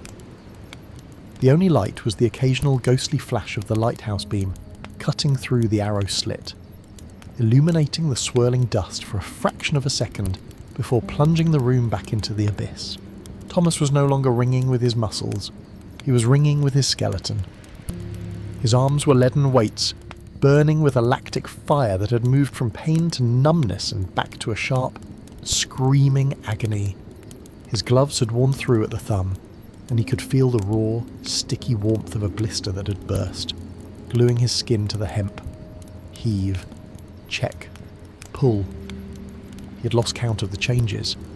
Was it the 2000th stroke? The 3000th? In the absence of sound, his mind had begun to eat itself. The silence was a mirror, reflecting his deepest insecurities. Without the feedback of the bell, without that reassuring clang to tell him, "Good job, Thomas, you hit the mark," he was left with only the physical exertion. It felt pointless. It felt like he was miming a task, a madman dancing in a tower for an audience of none. "I am ringing nothing," the thought whispered in his ear, seductive and cruel. "The clapper is frozen. The sound is dead. You're just an old man wearing out his heart for a village that is probably asleep." He stumbled. His boot caught on a raised nail head in the floorboards. The rhythm broke. For a terrifying second, the rope went slack. The wheel above wobbled. Thomas gasped, lurching forward to catch the sally. He grabbed it, his shoulder wrenching violently as the weight of the bell yanked him back up onto his toes. He hung there for a moment, suspended in the dark, his breath rattling in his chest like dry leaves in a crate. "Let go," the darkness whispered. "Just let go. Slide down the wall. Close your eyes. It's warm in the sleep." Thomas's grip loosened. The temptation was sweet. To just stop. To accept that he was broken. That the bell was broken. That the night was too big for him.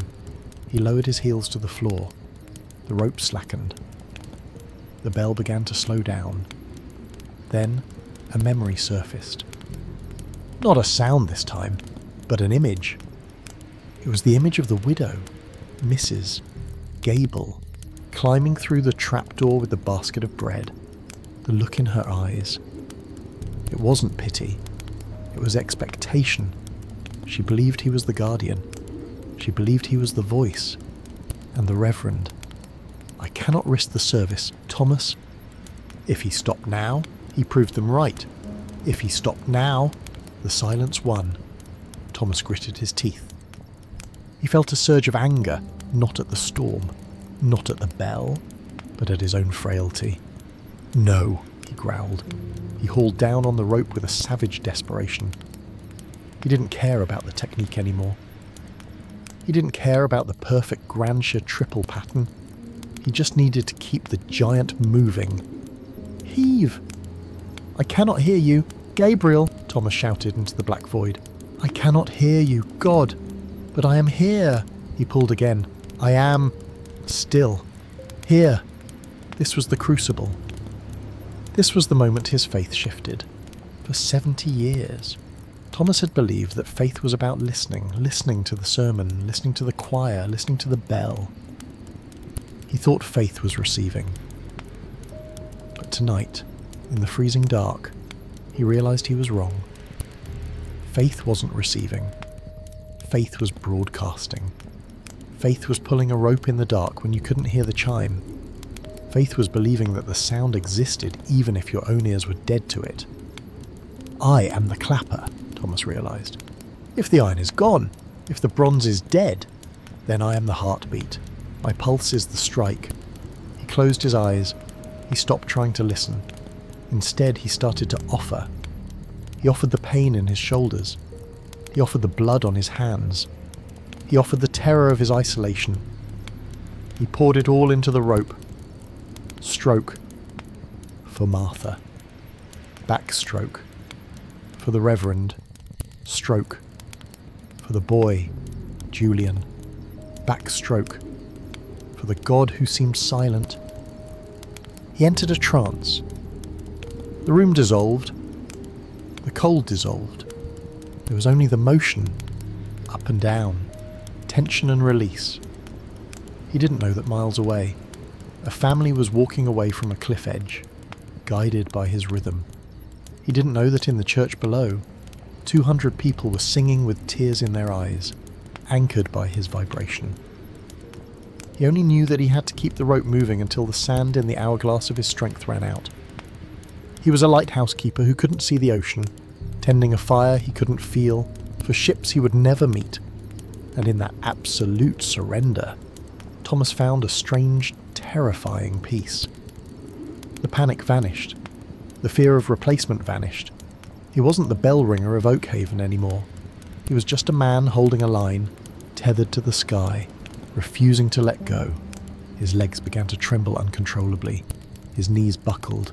He didn't fall. He locked his joints. He leaned his forehead against the rough hemp of the rope as it rose, letting it support him for a split second before pulling it down again. "One more," he whispered. "Just one more, and then just one more." He stacked the moments, one on top of the other, building a cathedral of effort in the dark.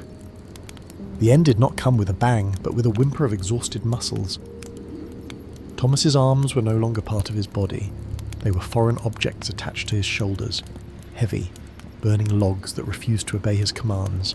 The blisters on his palms had torn open, soaking the wool of the Sally with a dark, sticky warmth that quickly turned cold in the freezing air. He had lost all sense of time. Had it been an hour? 2? Eternity? He only knew that the rhythm was beginning to fray. The rope was starting to snake on the upward swing, a sign that his pull was becoming uneven. If he continued, he risked casting the rope, tangling it in the wheel above. A tangled rope could snap a man's neck or tear the wheel from its mountings. It was time. "Easy, Gabriel," Thomas croaked. "Easy now, old friend. Sleep." He began the stand. It was the most delicate part of the ringer's art, using the rope to gently break the momentum of the swinging tons of bronze. slowing the arc until the bell could be balanced mouth up or allowed to hang dead. Usually, Thomas would stand the bell. It was a point of pride to leave Gabriel poised, ready for the next service. But tonight, he didn't have the strength to fight the inertia. He simply stopped pulling.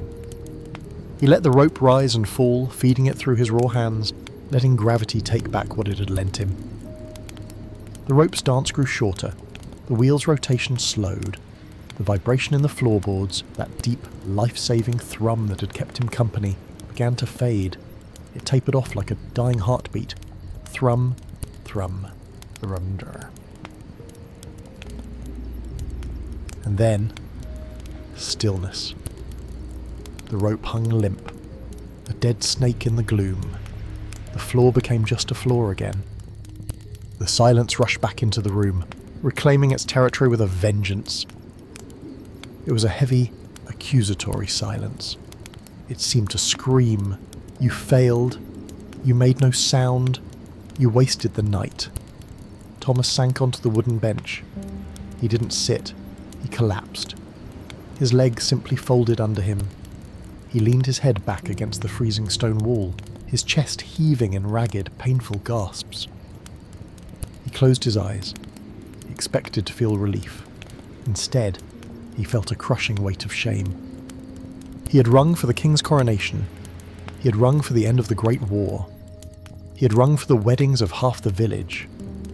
And for his final act, he had wrestled a mute ghost in a blizzard. "I'm finished," he whispered. He looked at his hands. They were trembling so violently he couldn't close them into fists.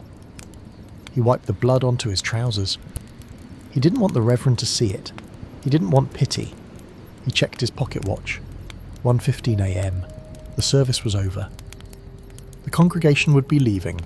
Julian would be waiting at the bottom of the stairs, perhaps with a lantern, perhaps with that look of awkward sympathy that young men have for the failures of the old. Thomas stood up. It took 2 tries. He groaned as his stiff joints protested. He gathered his things. He picked up his thermos, untouched. His heavy mittens, his scarf. He wrapped the scarf around his neck, tucking the ends in neatly. He adjusted his cap. Dignity, he told himself. Walk out with your head up. You didn't quit. You were beaten by the silence, but you didn't quit. He walked to the trapdoor. He paused, looking back at the rope one last time. It hung motionless in the dark. "Goodbye, Gabriel," he said softly. He began the descent. Going down was harder than going up. His knees were jelly. He had to cling to the central newel post of the spiral staircase, placing each boot carefully on the narrow wedge of stone. Step, step, step. With every rotation of the spiral, the air grew slightly warmer. The smell of the stone changed, from the crisp, ozonic scent of the storm to the fainter, sweeter smell of incense and beeswax rising from below. He reached the heavy oak door at the bottom of the tower. This was the threshold. On the other side lay the judgment. He paused. He smoothed his coat. He took a deep breath, steeling himself. He expected to see an empty vestibule. He expected the Reverend to be waiting with a severance speech prepared. "Thank you for your service, and Thomas, but it is time." He expected silence. Thomas reached out and turned the heavy iron ring of the latch. He pushed the door open. Light hit him. It wasn't the dim light of a few leftover candles. It was ablaze. The nave was still fully lit. Thomas blinked, his eyes adjusting painfully to the brilliance. He stepped out into the church. He stopped dead. The church was not empty. They were all there. The entire village. No one had left. 200 people were standing in the pews, still in their coats, hats in hands. They were facing the tower door. They were facing him. Thomas froze. His first thought was confusion. Why are they still here? Did the storm trap them? Are they waiting to scold me? He looked for the Reverend. Arthur was standing at the foot of the chancel steps, still in his white and gold vestments. Beside him stood Julian. Thomas lowered his head, clutching his cap to his chest. He took a step forward, his legs wobbling. Thomas's voice was a rusty croak. He cleared his throat. I am sorry, Reverend. The bell. It was heavy. I think the ice. He couldn't finish. The shame was too hot in his throat. He waited for the reprimand, but the Reverend didn't speak. Instead, Arthur did something Thomas had never seen him do in 40 years. The Reverend bowed. A low, deep bow of respect.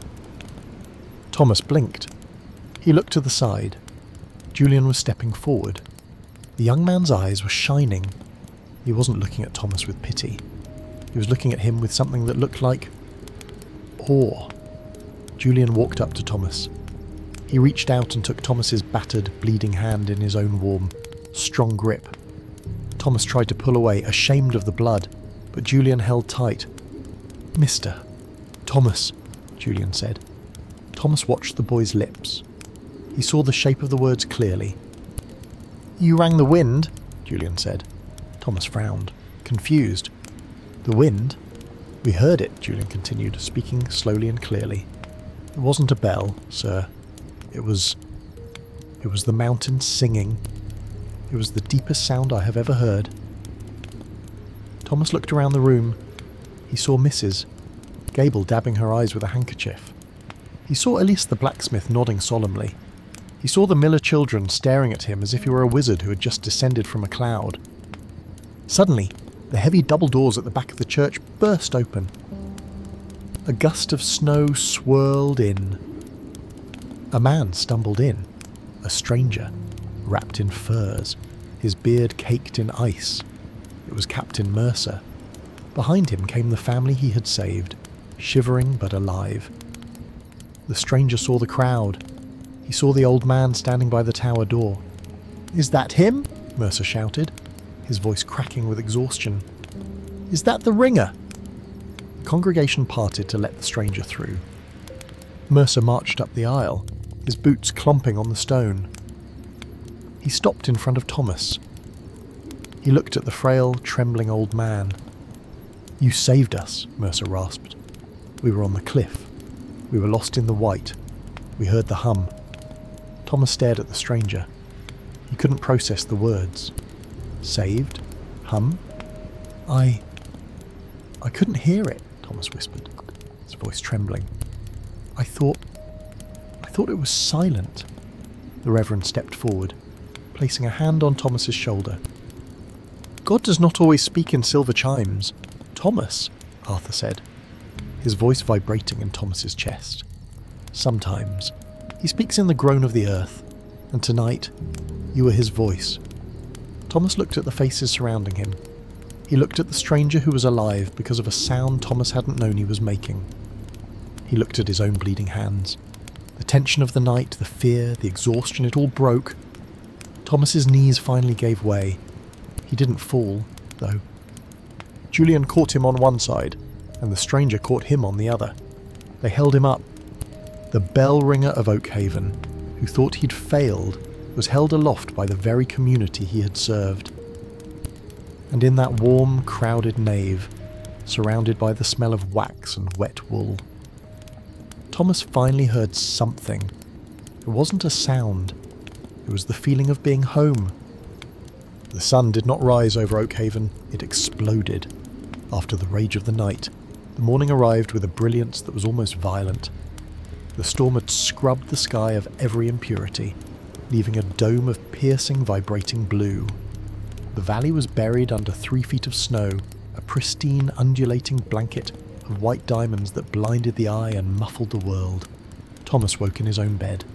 For a long moment, he didn't know where he was. He was warm. He was buried under a mountain of quilts that smelled of lavender and cedar. He tried to push the covers back, and a sharp hiss of pain escaped his lips. He looked at his hands. They were swathed in thick white bandages, wrapped with professional care. They throbbed with a dull, rhythmic ache, the only part of his body that seemed to have a pulse. Easy now, a voice said. Thomas turned his head. Mrs. Gable was sitting in his wingback chair by the fire, knitting. A pot of porridge bubbled on the hob, filling the small room with the scent of oats and brown sugar. How... Thomas croaked. His throat felt like he'd swallowed a handful of gravel. Julian carried you. Mrs., Gable said, not looking up from her needles. She spoke clearly, facing him. Carried you like a sleeping child, he did. Put you right to bed. Didn't even wake you. Thomas lay back against the pillows, the memory of the night before crashing down on him. The tower, the darkness, the stranger with the ice in his beard, the cheering. It felt like a fever dream, a hallucination brought on by exhaustion and the cold. The bell, Thomas whispered. I broke it. Mrs. Gable stopped knitting. She walked over to the bed and placed a hand on his forehead. Her skin was rough, warm, and maternal. You didn't break anything, Thomas, she said softly. You just... change the tune. Now. Eat. The Reverend is waiting for you at the church. He says there is something you need to see. The walk to the church was a pilgrimage through a new world. The village was quiet, but not the silence of emptiness. It was the silence of rest. Smoke curled lazily from chimneys. Men were out with shovels, clearing paths, their breath puffing in the crisp air. As Thomas walked, leaning heavily on an ashwood stick, people stopped. Elias the blacksmith touched his cap. The miller nodded. No one shouted. No one tried to force conversation on his deaf ears. They just smiled, a warm, knowing smile that made Thomas feel both proud and shy. He reached the church. The great oak doors were thrown open to the morning sun. Reverend Arthur and Julian were waiting in the vestibule. Julian looked tired, dark circles under his eyes, but his energy was undimmed. Morning, sir, Julian said, his breath visible. How are the hands? Thomas held up his bandaged paws. Stiff, useless. Not useless, the Reverend corrected gently. Honourable scars. Come, Thomas, we must go up. Up. Thomas looked at the tower. The thought of climbing those stairs again made his legs tremble. We need to investigate, Arthur said. We need to understand the physics of the miracle. They climbed slowly. Julian went first, clearing the drift of snow that had blown in through the arrow slits. Thomas followed, placing his boots in Julian's footprints. They reached the ringing chamber. It was freezing cold, the air still biting. The rope hung in the centre, still and lifeless. The red yarn marker Thomas had tied was frayed. Higher, Julian said, pointing to the trapdoor in the ceiling, the one that led to the bell chamber itself. Thomas had not been up to the bell chamber in 10 years. It was a dangerous place of open louvers and bird nests. Julian pushed the trapdoor open and lowered a ladder. I'll help you. With Julian pulling and the Reverend pushing, Thomas scrambled up into the belfry. The light up here was blinding. The louvers, the wooden slats that let the sound out, were caked in ice, refracting the sun into rainbows. And there, in the centre, hung Gabrielle. The great bronze bell was covered in a skin of frost. It looked ancient and majestic, a sleeping king, but Thomas's eyes were drawn immediately to the floor. Lying on the wooden planks, half buried in a drift of snow that had blown in, was a massive iron object. It looked like a medieval weapon, a club of black metal thick as a man's arm with a jagged, crystalline fracture at the top. The clapper. Thomas fell to his knees. He reached out and touched the cold iron. It was heavy, dead. It broke, Thomas whispered. It broke on the first stroke. I felt it. He looked up at the interior of the bell. It was empty. A hollow cup. I was pulling nothing, Thomas said, his voice trembling. I was ringing a mute bell for 3 hours. I am a fool. Look at the louvers. Thomas, the Reverend said, pointing to the open slats on the north side. Thomas looked. The slats were positioned to catch the wind. Julian calculated it, Arthur said, placing a hand on the young man's shoulder. Tell him. Julian stepped forward, looking a bit embarrassed by his own cleverness. He used his hands to demonstrate. The wind speed last night was 60 miles per hour, Julian explained, shaping the air with his hands. Directly from the north, when the clapper broke, the bell became a Helmholtz resonator. Thomas squinted. A what? A bottle, Julian smiled. Like when you blow over a jug, but a jug the size of a car. You were swinging the mouth of the bell into the jet stream of the wind. Every time you pulled, you scooped up the storm. Julian picked up a handful of snow and let it fall. If the clapper had been working, Julian continued, the metallic ring would have been high-pitched. The wind would have scattered it. It would have died before it reached the cliff. Thomas stared at the boy. He looked at the broken iron tongue on the floor. But the hum, Thomas said. The sound you heard. Low frequency, Julian said. It hugs the ground. It travels through rock.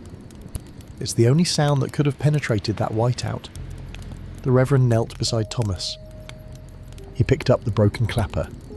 Do you see, Thomas? Arthur said softly. If the bell had been whole, the travellers would have died. They would never have heard it. It had to break. Thomas looked up at the bronze lip of Gabriel. For 40 years he had worried about maintaining the bell, keeping it perfect, keeping it polished. He had thought that perfection was what God wanted. But the bell had to be silenced to be heard. He touched his own ear, his broken, useless ear. And me? Thomas asked, tears welling up. Why me? Why a deaf ringer? Because, the Reverend smiled, a man with ears would have stopped. If you had heard the silence, Thomas, you would have quit. You would have thought the rope was broken. You would have walked down. The truth hit Thomas like a physical blow. His deafness wasn't a curse. It was the necessary condition for the miracle. His inability to hear the failure was the only reason he had persisted in the success. He looked at his hands, bandaged and throbbing. He looked at the broken iron on the floor. Broken? Thomas whispered. We are all broken. And that, the Reverend said, standing up, is how the light gets in. Thomas reached out and patted the cold bronze flank of Gabriel. Good boy, he murmured. You knew. You knew what to do. He stood up, the pain in his knees forgotten. He walked to the louver and looked out. Below him, the valley of Oakhaven lay spread out like a map of peace. He saw the smoke rising. He saw the track of the traveller's wagon leading to the village. He saw the world that had been saved by a broken song. The silence in his ears was still there. It would always be there. But for the first time in months, it didn't feel empty. It felt like a clean canvas, waiting for a new kind of music. It took Elias the blacksmith 3 days to forge a new tongue for Gabriel. He had worked the iron with a solemnity usually reserved for making weapons of war. He used Swedish iron, tough and fibrous, folding the metal over and over until the grain was tight as muscle. When he finally hauled it up the tower and pinned it into the headstock with a new leather baldric, the village breathed a collective sigh of relief. Gabriel was whole again. But in the ringing chamber below, the education of a new soul was just beginning. It was a Tuesday afternoon, crisp and bright. The snow on the roof was beginning to slide off in wet, heavy sheets, landing with soft thumps in the churchyard below. Inside the tower, the air was suspended in a golden haze of dust. Julian stood at the rope. The young man was physically perfect for the job. He was tall, giving him a long reach for the high pulls. His shoulders were broad, capable of absorbing the recoil of the 1.5-ton bell without flinching. He pulled. Heave. The rope flew up. Gabriel sang out a clear, sharp, metallic bong that was pitch perfect. It was the sound of normalcy returning to Oakhaven. Julian caught the Sally on the rebound, pulled again. Backstroke. Bong. He was doing everything right. His timing was mathematical. His posture was straight. Thomas sat on the bench, his hands resting on his knees, watching. To anyone else, Julian's performance was flawless. But Thomas narrowed his eyes. He saw what the ear could not hear. He saw the microscopic hesitation in Julian's wrist at the top of the stroke. He saw the way Julian's eyes darted upward to the hole in the ceiling, as if waiting for the sound to confirm his action. Julian was reacting. He wasn't anticipating. Thomas stood up and tapped his ashwood cane on the floorboards. The vibration cut through Julian's concentration. The young man caught the rope, checked the swing, and brought the bell to a stand. "Something wrong, sir?" Julian asked, wiping a bead of sweat from his forehead. "I thought the timing was good." "The timing is perfect," Thomas said, his voice gravelly. "If you are a clock." Julian blinked. "But isn't that the job, to be precise?" Thomas walked to the centre of the room. He circled the rope as if it were a wild animal he'd tamed long ago. "Precision is for machines. Julian, a bell is not a machine. It is a pendulum. It is a living weight." Thomas reached out and touched the hemp. "You're listening to the strike. You're waiting for the dong to tell you when to pull again." "Well, yes," Julian admitted. "That's how I know the interval. And that is why you will fail when the wind comes back," Thomas said softly. "Or when you get old and your ears turn to wool like mine." Thomas reached into his pocket and pulled out a strip of black velvet, a scrap left over from the altar cloths. "Blindfold yourself," Thomas ordered. Julian laughed nervously. "Sir, it's dangerous. If I miss the sally, the rope could whip back and—" "Do you trust me?" Thomas asked. The question was heavy, loaded with the weight of the Christmas miracle. Julian looked at the old man's bandaged hands. He nodded slowly. "I trust you." He took the cloth and tied it around his eyes. "Now!" Thomas said, stepping close, his voice lowering to a murmur. "Forget the sound. The sound is the exhaust. The sound is what leaves. I want you to focus on what stays." He guided Julian's hands to the rope. "Feel the tension," Thomas instructed.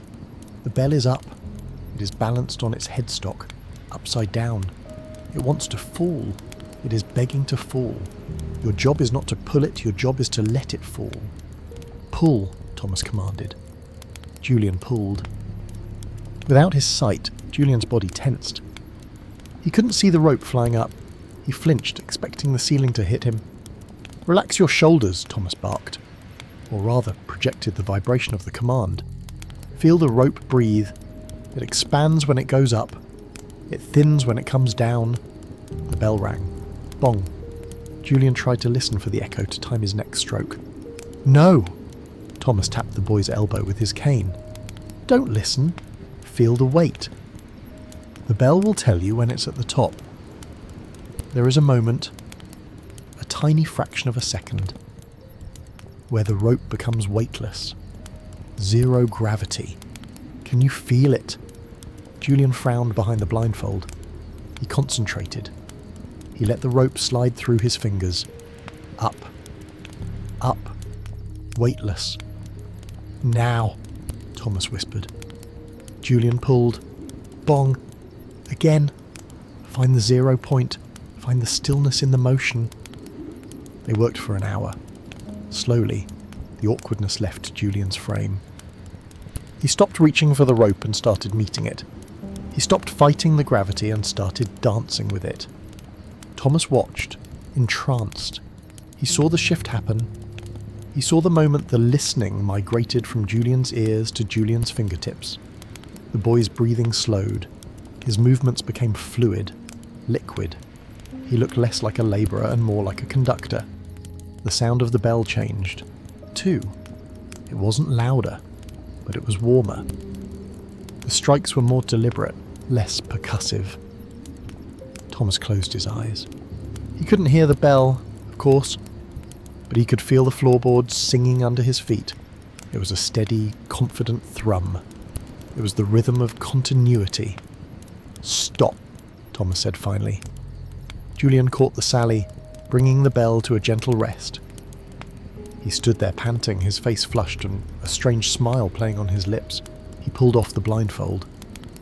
The late afternoon sun was streaming through the arrow slit, illuminating the dust motes dancing around him. "I felt it," Julian whispered, looking at his hands in wonder. "It's like holding a fish on a line. You can feel it turning before it moves."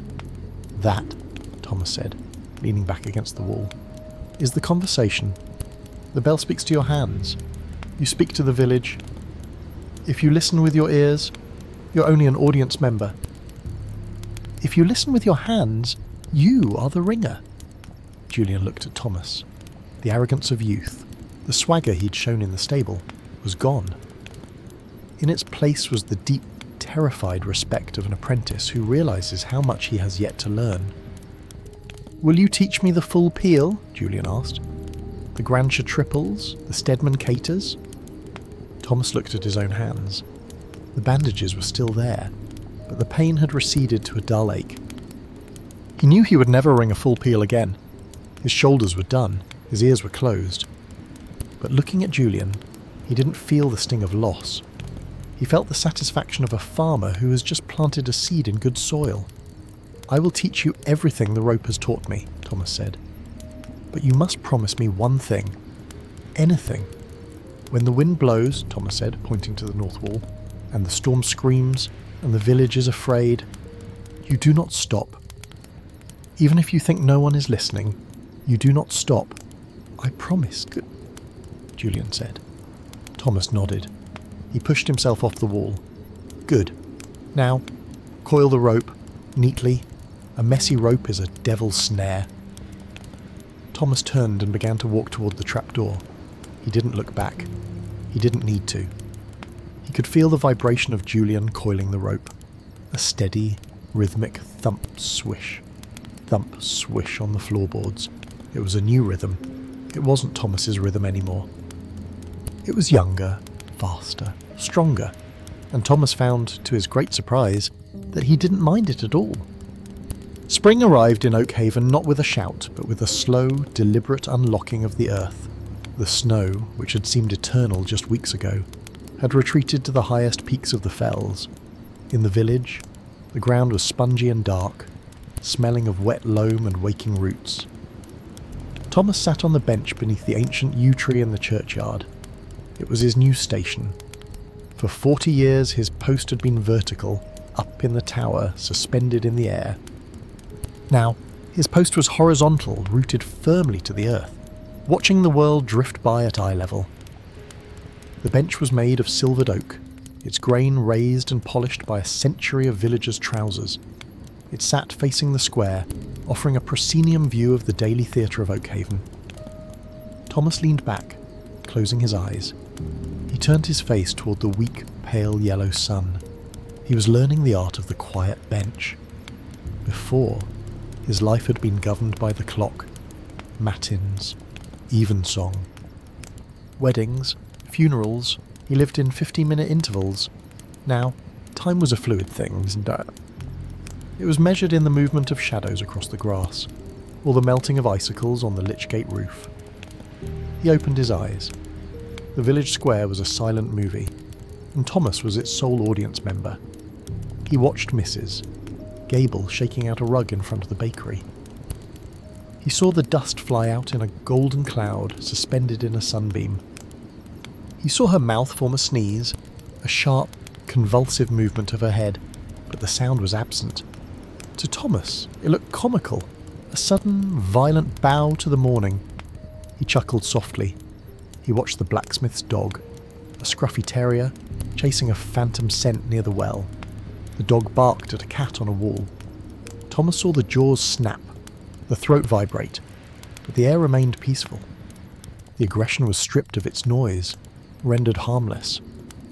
Silence is a filter, Thomas mused, whittling a piece of driftwood he had found. It filters out the anger.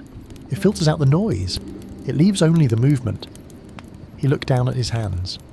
The bandages were gone. The scars were pink and shiny, new skin stretching over old knuckles. They were still strong hands, but they were idle now. At first, the idleness had terrified him. It felt like a ghost, haunting his own life. But slowly, day by day, he had found a new purpose. He was the witness. A shadow fell across his lap. Thomas looked up. It was Sarah, the miller's youngest daughter, the one he had carved the sheep for. She was 7 years old, with hair the colour of straw and knees perpetually stained with grass. She didn't shout. She didn't try to talk to his bad ears. The children of the village had adapted faster than the adults. To them, Thomas wasn't deaf. He was just quiet. Sarah held out a small cupped hand. Thomas leaned forward, feigning great curiosity. He raised his eyebrows. She opened her fingers. Inside sat a ladybird, a tiny red dome with black spots, crawling slowly across her lifeline. Thomas smiled. He pointed to the insect, then to the sky. He made a fluttering motion with his hands. Sarah nodded solemnly. She blew gently on her palm. The ladybird opened its hidden wings, a flash of transparent gauze, and took flight. They watched it ascend together, two silent conspirators in the miracle of flight. Sarah didn't run away immediately. She sat down on the other end of the bench. She swung her legs, her heels bumping against the wood. Thump, thump. Thomas felt the vibration through the oak seat. It was a friendly rhythm. "Thank you, Sarah," Thomas said. His voice was softer now, less boom, more rustle. She grinned, revealing a missing front tooth, and ran off to join a game of hopscotch near the fountain. Thomas went back to his whittling. He was carving a bird now, a swallow. Suddenly, a vibration travelled through the bench, much deeper and more powerful than Sarah's heels. It started in the ground, travelled up the legs of the bench, and settled in Thomas's spine. It was noon. Thomas looked up at the tower. He saw the ropes of the louvers twitch. Julian was up there. Thomas closed his eyes and let the sensation wash over him. He didn't hear the strike. He didn't hear the bronze crash, but he felt the shape of the sound. It was a confident ring. The timing was good. A little fast on the backstroke. Perhaps Julian still had the energy of youth, but steady. Thomas found his hand tapping his knee in time with the vibration. 1, 2, 3, 4. He wasn't jealous. That was the surprise. He had expected to feel a pang of envy, a bitter wish to be back up there holding the rope. But instead he felt a profound relief. The tower was cold. The stairs were steep. The responsibility was heavy. Here, on the bench, the sun was warm. Here, he could see the ladybirds. Here, he could smell the baking bread. Reverend Arthur walked out of the church carrying a book. He saw Thomas and walked over, sitting down in the space Sarah had vacated.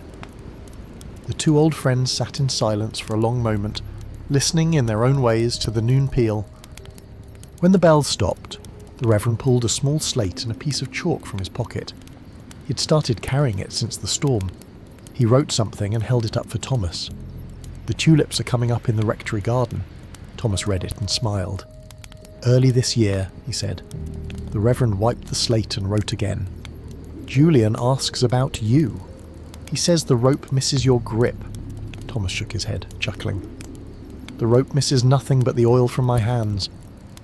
Tell the boy he's doing fine. He's a little fast on the tenor, though. Tell him to let the big bell breathe." The Reverend laughed, a visual crinkling of the eyes, and wrote, "I will tell him." They sat there as the afternoon deepened. The village went about its business. Carts rolled by. Lovers walked arm in arm. The world spun on its axis, noisy and chaotic. But on the bench, in the bubble of Thomas's silence, everything was distilled. He wasn't cut off from the world. He was seeing it more clearly than ever. He was no longer the man who marked the time. He was the man who had the time. Thomas leaned his head back against the rough bark of the yew tree. He watched a single cloud drift across the blue expanse, changing shape from a ship to a castle. "It is a good bench," Thomas said softly. The Reverend nodded and patted his knee. "Yes," Arthur agreed, though Thomas couldn't hear him. "It is a very good bench." The post arrived in Oakhaven with the regularity of the tides, though with considerably less fanfare. Mr. Penny, the village postman, was a man of spectacular routine. He rode a bicycle that rattled with the same distinct cadence as a bag of loose cutlery. Every Tuesday and Thursday, just as the sun hit the zenith of the bakery roof, Mr. Penny would coast into the square, his leather satchel heavy with the mundane correspondence of rural life, seed catalogues for the farmers, invoices for the miller, and the occasional postcard from a brave soul who had ventured as far as London. But today, Mr. Penny did not simply coast, he braked. He stopped his bicycle right in front of the yew tree. He kicked down the stand with a flourish that kicked up a small puff of dry dust. Thomas, dozing lightly on his bench, opened one eye. He saw Mr. Penny standing there, looking important. The postman held a package wrapped in brown paper, tied with thick, expensive twine, and sealed with a blob of red wax that looked like a drop of royal blood. Mr. Penny didn't just hand it over. He presented it.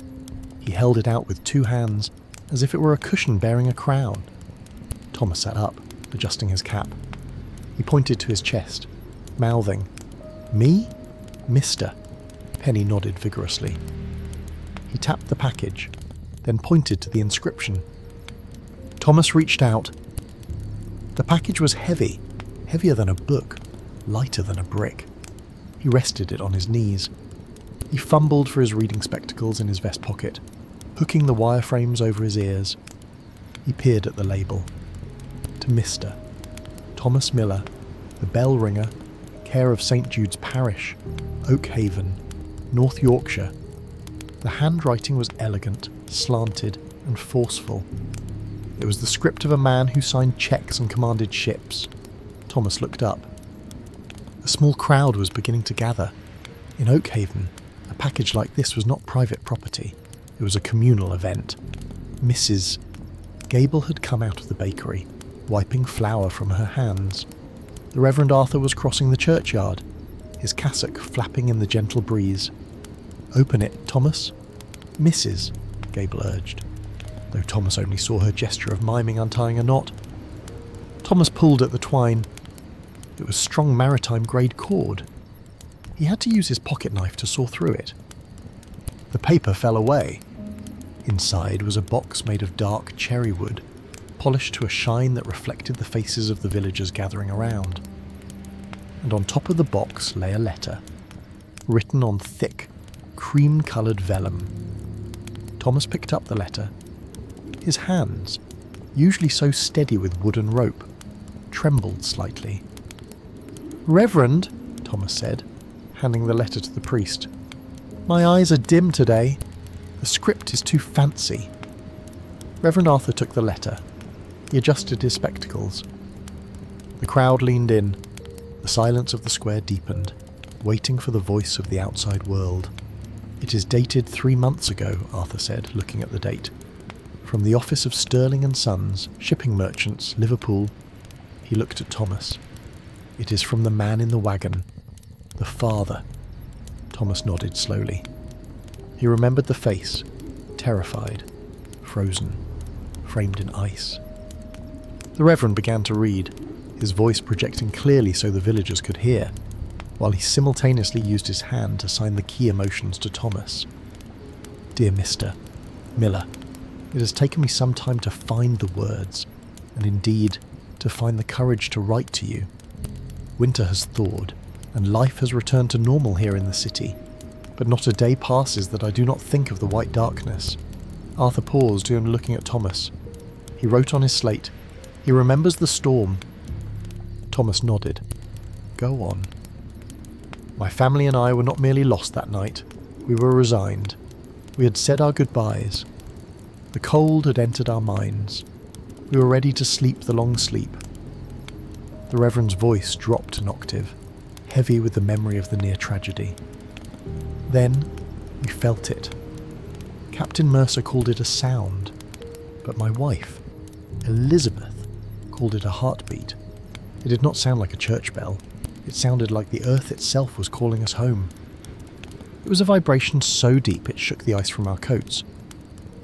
We followed that hum for 3 miles. We walked blind, tethered only to the rhythm you created. Arthur wrote on the slate, 'They followed your rhythm.'" Thomas stared at the chalk words. He rubbed his thumb over the wooden arm of the bench. "I was told later of your condition," the letter continued. "I was told that you could not hear the storm and that your bell had no tongue. They called it a lucky accident. I call it Providence." Enclosed is a token of our gratitude. It is a small thing compared to the lives of my children, but it is fitting. The Reverend folded the letter. He nodded to the cherrywood box on Thomas's lap. "Open the box, Thomas." Thomas lifted the lid. Inside, resting on a bed of blue velvet, lay a pocket watch. But it was not an ordinary watch. It was a heavy, silver, blind man's watch, a hunter-case timepiece with a tactile dial. The numbers were raised bumps, strong and distinct. The hands were reinforced, designed to be touched, and attached to the chain was a small silver charm in the shape of a bell. Thomas lifted the watch. It was heavy, cool to the touch. He ran his thumb over the face. He could feel the time. 12:15. He turned it over. On the back, an inscription was engraved in the silver. Thomas squinted. He couldn't read it. He handed it to Mrs. Gable. Mrs. Gable took it, her eyes filling with tears. She read it aloud, her voice wavering. To Thomas Miller, who spoke when the world was silent. Thomas took the watch back. He held it in his palm. He couldn't hear the ticking. But the mechanism inside was powerful. He could feel the thump, thump, thump of the escapement gear against his skin. It was a strong, steady heartbeat, just like the vibration of the floorboards in the tower. He looked around the square. He saw the faces of his neighbours, the baker, the blacksmith, the postman, the priest. And now, through this letter, he saw the faces of the strangers he'd never really known, the shipping merchant, the wife, the children. He realised that the rope he had pulled that night was longer than he thought. It didn't just go up to the bell. It stretched out across the snow, across the miles, connecting his lonely tower to the rest of the world. He had worried that his silence cut him off from humanity, but in truth, his silence had allowed him to scream loud enough to save it. Thomas clipped the watch to his vest. He patted the pocket. "It keeps good time," Thomas said, his voice soft. "The best time?" Reverend Arthur agreed, squeezing his shoulder. The crowd began to disperse, murmuring happily. It was a good day in Oakhaven. The hero had his medal. The story had its ending. But Thomas sat on the bench for a long time after they had gone. He held the watch in his hand, feeling the tick. He looked up at the sky. A flock of geese was flying north, a V formation moving in perfect silence, to him. He didn't need to hear their honking to know they were calling to each other. He watched them shift, adjust, and guide one another. "Fly on," Thomas whispered. "I am listening." The year turned on its axis, slowly and inevitably. The sharp, biting whites of winter had long since surrendered to the soft, verdant greens of an English summer. It was the time of the blue hour, that suspended moment between day and night when the sky turns a deep, bruised indigo and the swift scream their final, frantic loops around the church spire before settling into the eaves. Thomas stood in the nave of St. Jude's Cess. He was not in his ringing clothes, the rough wool trousers and the heavy boots. He was dressed in his Sunday best, a tweed suit that smelled faintly of mothballs and pipe tobacco, and a crisp white shirt ironed by Mrs.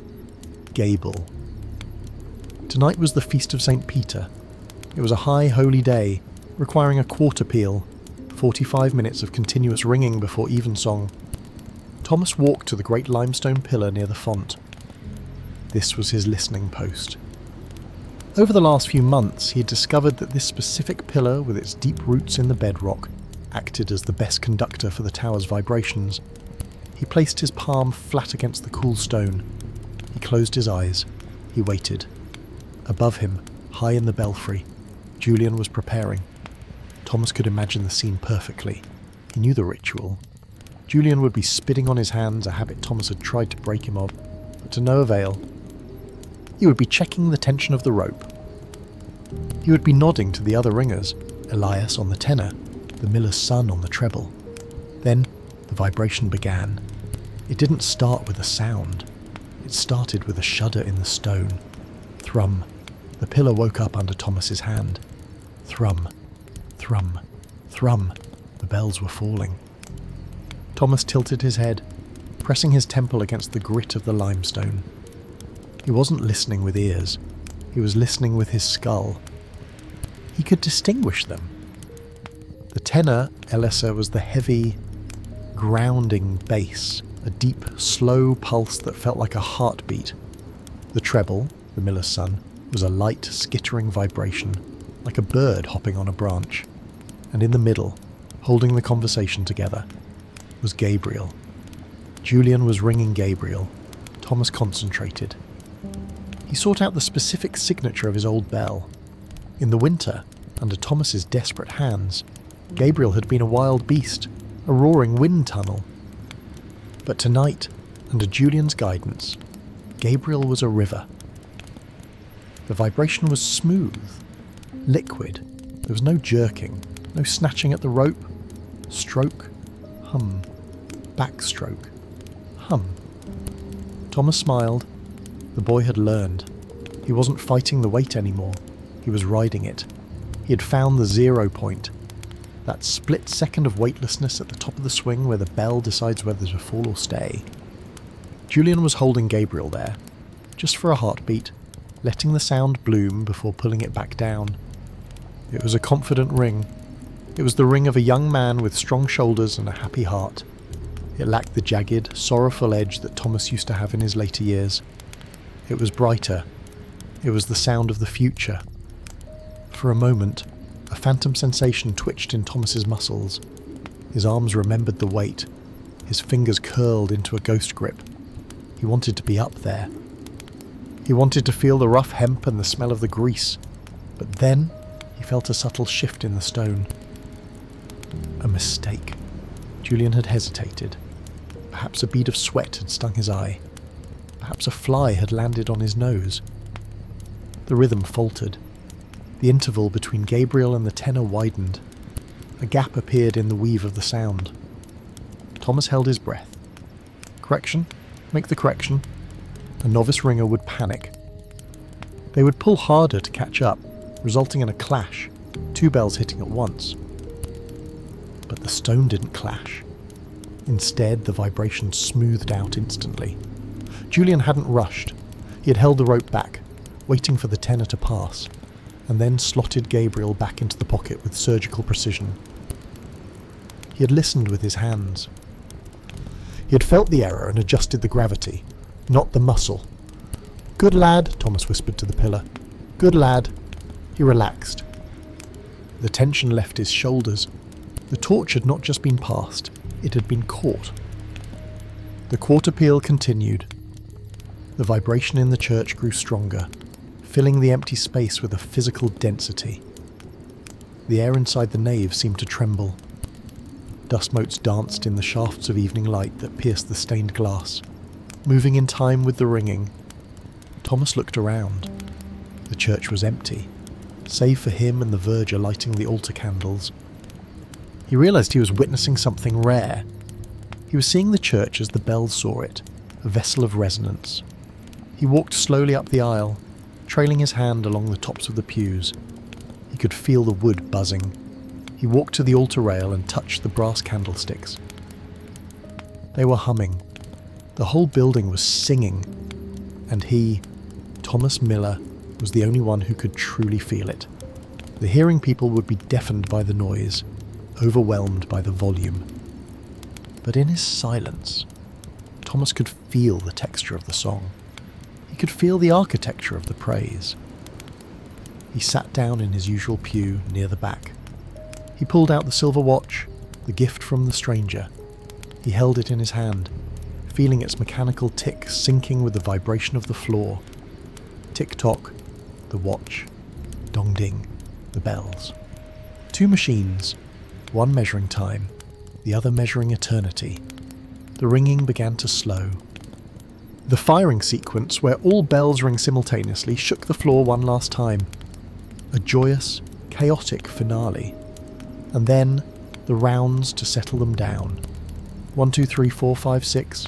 1, 2, 3, 4, 5, 6. And then, silence. The vibration in the floor faded. The pillar went back to sleep. The air became still. But it wasn't an empty silence. It was a vibrating silence, the after hum that hangs in the air when a great work is finished. Thomas sat still, savouring the peace. A few minutes later, the tower door opened. Julian emerged, followed by the other ringers. They were wiping their faces with handkerchiefs, laughing, slapping each other on the back. They looked flushed, high on the adrenaline of the performance. Julian scanned the church. He saw Thomas sitting in the back pew. The young man's face lit up. He jogged down the aisle, smelling of sweat and iron. He stopped at Thomas's pew. He didn't speak. He just held up his hands, palms out. Thomas looked at them. They were red, swollen, shaking slightly from the exertion. Thomas reached out and placed his own scarred, weathered hands against Julian's. Palm to palm, it was a transfer of energy. The old vibration meeting the new. The correction, Thomas said softly. In the 3rd minute, you held back. Julian's eyes widened. He nodded, amazed. I thought I lost it. The rope slipped. You didn't lose it, Thomas said. You found it. You let the bell speak. Julian grinned, a tired, happy grin. It's hard work, sir. Tonight was hot. It is good work, Thomas replied. Now, go wash up. The Reverend is coming. Julian nodded. He squeezed Thomas's hands one last time, then turned and headed for the vestry. Thomas watched him go. The sun had set outside. The stained glass windows were turning dark. The candles on the altar were now the only light, glowing soft and gold. Thomas folded his hands in his lap. He felt light. The burden of the tower, which he had carried for 40 years, was truly gone. It belonged to Julian now. And Thomas found that he liked being a listener. He liked the quiet bench. He liked the pillar. He liked the feeling of the floorboards. He closed his eyes as the organ began the prelude for evensong. He couldn't hear the notes, but he could feel the deep pedal tones rumbling in his chest. Sing on, he whispered into the candlelight. Sing on. Winter circled back to Oakhaven, completing the loop of the year. It was December again. The frost had returned, glazing the cobblestones with silver, and the breath of the villagers once again hung in the air like suspended speech. But this year, there was no dread.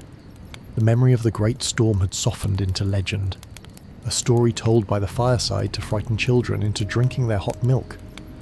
Inside St. Jude's Church, however, there was a different kind of storm brewing. It was the week before Christmas, the season of the Nativity pageant. For 40 years, Thomas had experienced this season from the tower, high above the chaos. He knew the pageant only as a muffled commotion of footsteps and the eventual distant sound of "away in a manger." But this year, he was grounded. He was part of the floor-level crew, and he was discovering that the peace on earth promised in the scriptures was noticeably absent from the rehearsal schedule. Thomas sat in his usual pew near the back, polishing the brass collection plates, a task he had volunteered for, as he liked the friction of the cloth and the smell of the polish. He watched the scene unfolding near the altar with the amused detachment of an anthropologist observing a war zone. Mr. Pumblechook, the organist and self-appointed director, was red in the face. He was waving his arms at a group of 10 children dressed in an assortment of bathrobes and tea towels. No, no, no. Mr. Pumblechook was clearly shouting. His mouth opened wide, showing his gold molar. He stomped his foot. The children, the shepherds, were a disaster. They were bored. They were fidgeting. The miller's son was using his shepherd's crook, a broom handle, to poke the angel Gabriel, Mrs. Gable's granddaughter, in the ribs. A sheep was picking its nose. The choir behind them was singing, but the visual picture was one of utter anarchy. Thomas watched the vibrations of the organist's frustration. He saw the Reverend Arthur standing to the side, looking helpless, rubbing his temples. Thomas set down the brass plate. He stood up. He walked down the centre aisle. The rhythmic thump of his ashwood cane on the flagstones caught the Reverend's eye. Arthur looked up. relief washing over his face. Thomas stopped in front of the chaotic group of shepherds. He tapped his cane firmly on the floor. Thud. The vibration was authoritative. The children stopped poking each other. They looked at the old man with the scarred hands and the silver watch. Thomas didn't look at Mr. Pumblechook. He looked at the children. He beckoned to them. "Reverend," Thomas said, his voice low and raspy. "Mr. Pumblechook is worried about the singers. But who is worrying about the watchers?" "The watchers?" Arthur asked, stepping closer. "The shepherds." Thomas pointed to the ragtag group. "They have no lines. They have no song. They are bored, and a bored shepherd is a bad shepherd." "Mr." Pumblechook bustled over, wiping sweat from his brow. "They are impossible, Thomas. They won't stand still. They are ruining the tableau." "They are not ruining it," Thomas said calmly. "They just don't know what they are doing. You told them to stand there. You didn't tell them why." Thomas turned to the children. He knelt down on one knee, ignoring the creak of his joint. He was now eye level with the miller's son. "Do you know what a shepherd does?" Thomas asked. The boy shrugged. "He watches sheep." "No." Thomas shook his head. "He listens." The children leaned in. "A shepherd sits in the dark," Thomas said, his hands shaping the air. "It is cold. There are wolves in the hills. If he falls asleep, the wolf comes. If he fidgets, the sheep get scared. A shepherd is a statue that breathes." He pulled out his silver blind man's watch. He held it up. "This is the game," Thomas said. "It is called the Silent Choir." "A choir?" the angel Gabriel asked, adjusting her tinsel halo. "But we don't sing." "That is why it is the hardest choir." Thomas smiled. "Singing is easy. You just open your mouth. But silence? Silence is heavy. Silence is strong. Can you hold the silence?" He looked at them with a challenge in his eyes. "Children love a challenge." "I can," the miller's son said, standing up straighter. "Show me," Thomas said. "For 1 minute. You're on the hill. The sky is dark. You're waiting for a star. If you move, the star doesn't come." Thomas opened the watch cover. He placed his thumb on the tactile dial. "Go." The transformation was instantaneous. 10 fidgety children froze. They didn't just stop moving, they stiffened with purpose. They gripped their broom-handle crooks. They widened their eyes, staring into the imaginary dark of the Judean hills. "Mr." Pumblechook opened his mouth to bark an order, but Thomas held up a hand to silence him. The minute ticked by. Thomas watched them. He corrected a posture here, tilted a chin there. He touched the shoulder of a sheep, signalling it to settle. He was conducting them, not with a baton, but with presence. He was teaching them the dignity of the witness. "Time," Thomas whispered. The children relaxed, letting out a collective breath. "Did we do it?" the miller's son asked. "You were louder than the organ," Thomas said, patting the boy's head. "You were listening." Christmas Eve arrived. The church was packed to the rafters. The scent of pine boughs and beeswax candles filled the nave. The air was thick with the humidity of wool coats and anticipation. Thomas sat in his pew. He felt the vibration of the organ, the deep, floor-shaking chords of "Hark, the herald angels sing." He felt the congregation rise and sit, a tidal wave of movement. Then the lights were dimmed. The altar candles were the only illumination. It was time for the tableau. The narrator began to read the Gospel of Luke. Thomas couldn't hear the words, but he knew the rhythm. And there were in the same country shepherds abiding in the field. The children entered. Usually, this was the moment of suppressed giggles and tripping over robes. But tonight, a hush fell over the room that had nothing to do with the script. The shepherds entered. They didn't shuffle. They walked with a slow, deliberate cadence. They took their places around the manger. And then they stopped. They became absolute stillness. They stood like carved stones. Their eyes were fixed on the plastic baby Jesus with an intensity that was almost unnerving. They weren't acting. They were being. Thomas watched them. He saw the miller's son, his knuckles white on his crook, his face a mask of awe.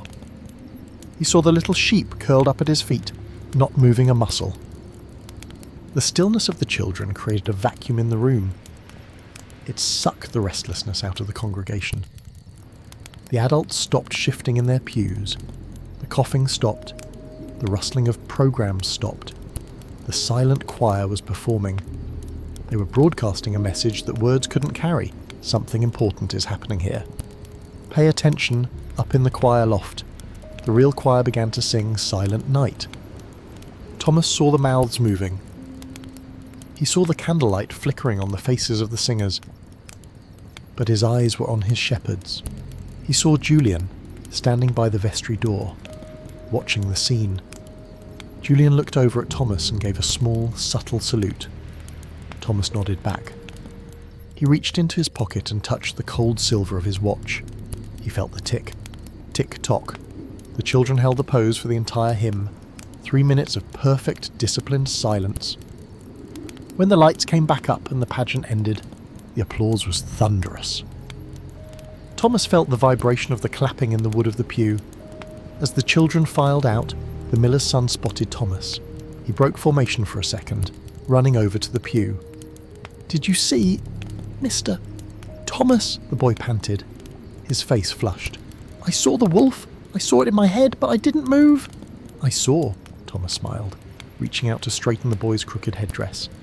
"You were a rock, lad." "The sheep were safe." The boy beamed and ran back to his parents. Reverend Arthur walked down the aisle, still wearing his vestments. He sat down heavily next to Thomas, looking exhausted but happy. He pulled out his slate. They were magnificent. Pumblechook is taking all the credit. "Of course." Thomas chuckled. "Let him have it. He supplied the robes. I only supplied the quiet." The Reverend looked at the altar, where the candles were burning down. "You have a gift, Thomas." "You make people listen." Thomas looked at the empty stage. He thought about the bell tower, where he had spent 40 years making the loudest sound in the valley. And he thought about tonight, where he'd helped create the quietest moment. "The bell rings out," Thomas said softly, more to himself than the Reverend.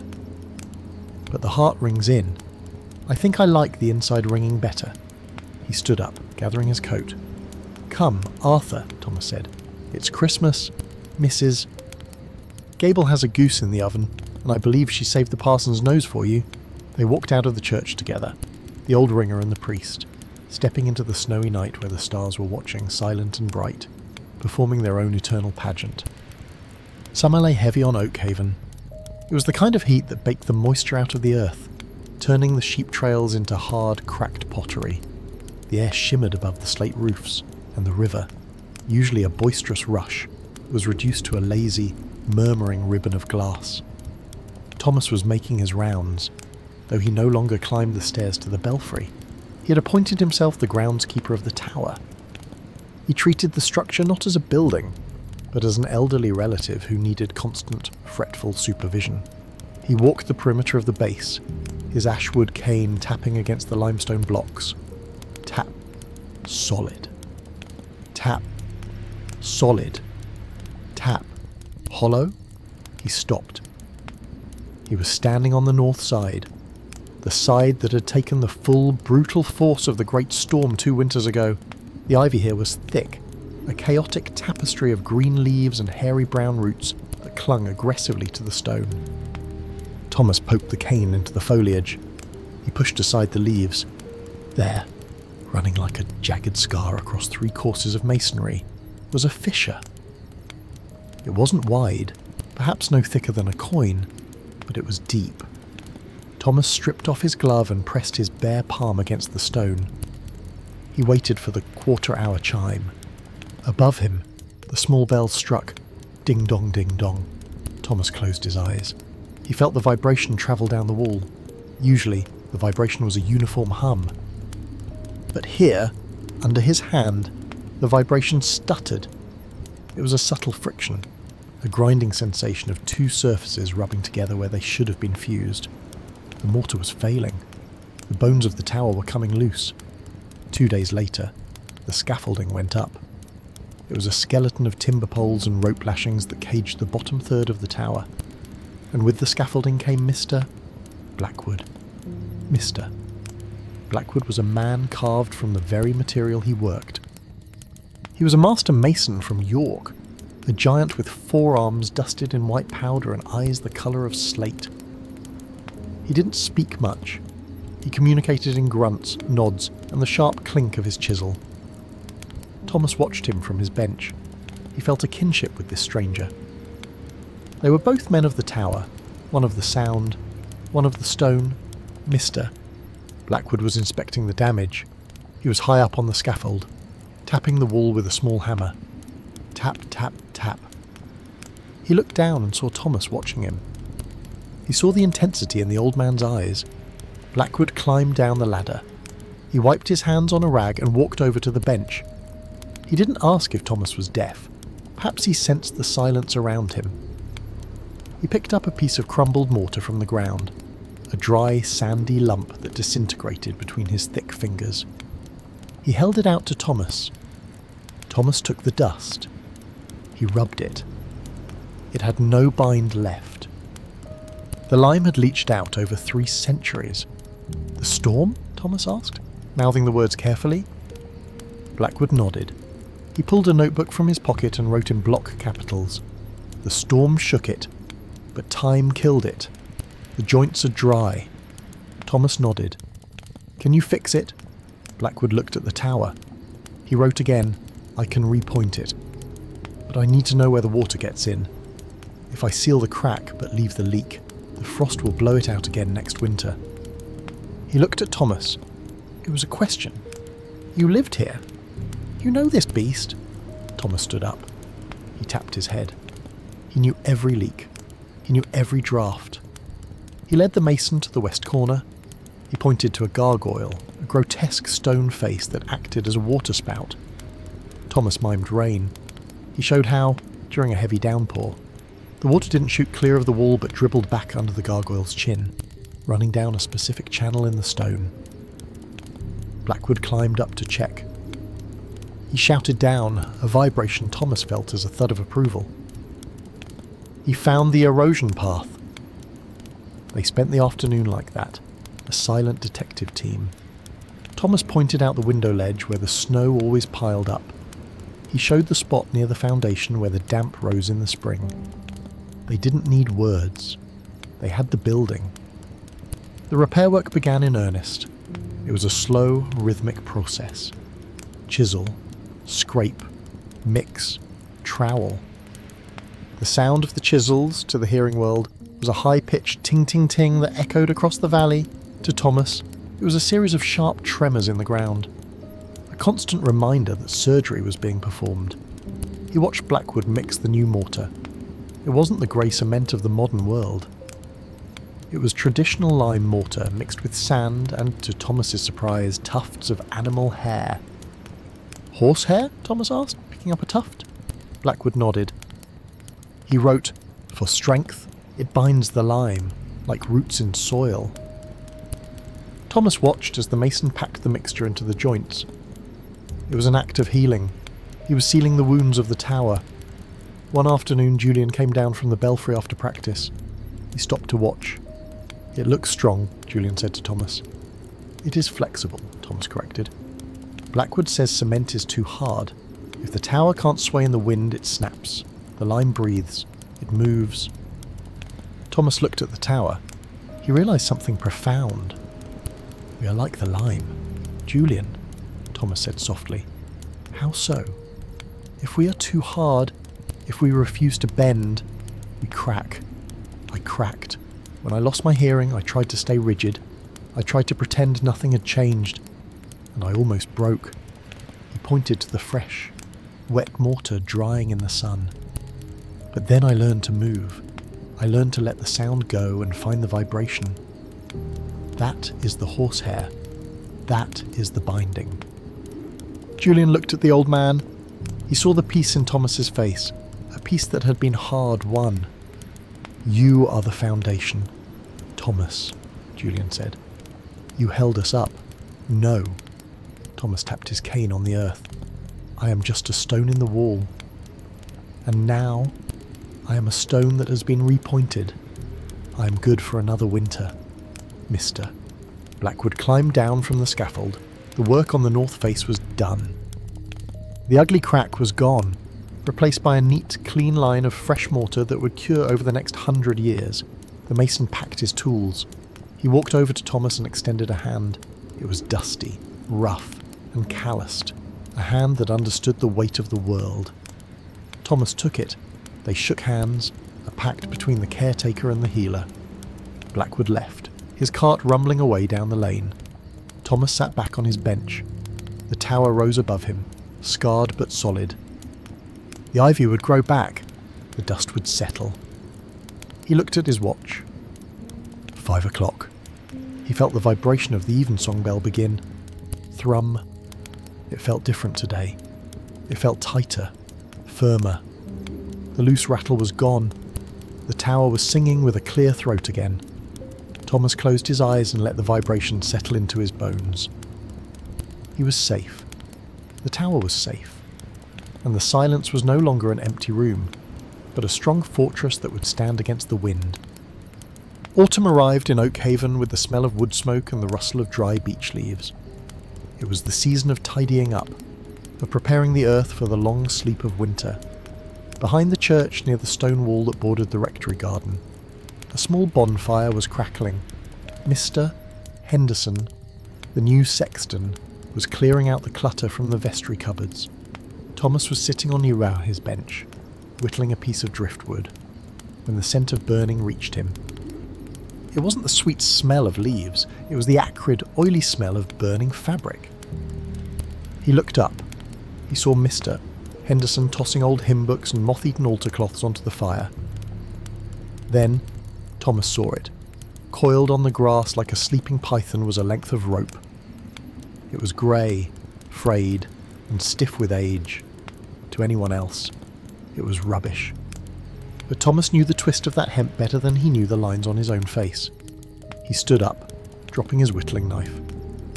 He moved across the grass with a speed that belied his age. Mr. Henderson was bending down, reaching for the coil to throw it onto the flames. "Stop!" Thomas shouted. The sound of his own voice startled him. It was loud, unmodulated. Mr. Henderson jumped, dropping the rope. He looked at Thomas with wide eyes. Thomas arrived breathless. He didn't explain. He simply reached down and snatched the rope from the ground. He held it to his chest, shielding it from the fire. "Not this," Thomas said, his breath coming in short gasps. "Burn the books if you must, but not this." "Mr." Henderson looked confused. He pointed to the rope. He made a face of disgust, mimicking a bad smell. He gestured that it was greasy, old, useless. "It is 40 years of sweat," Thomas said, his eyes fierce. "It is the lifeline." He turned and walked away, carrying the heavy, dirty coil over his shoulder. He took it home, inside his cottage. Thomas cleared his kitchen table. He laid the rope out. It was a mess. The sally, the woolen grip, was matted and hard. The tail was frayed into a chaotic explosion of fibres. But as Thomas ran his hands along the length, he felt the history. Here, near the top, was the splice he had made in 1952. Here, in the middle, was the smooth section worn down by the hand stroke. And here, buried deep in the fibres of the sally, were the dark stains. He put on his spectacles. He leaned in close. Blood. It was old, dried to the colour of rust.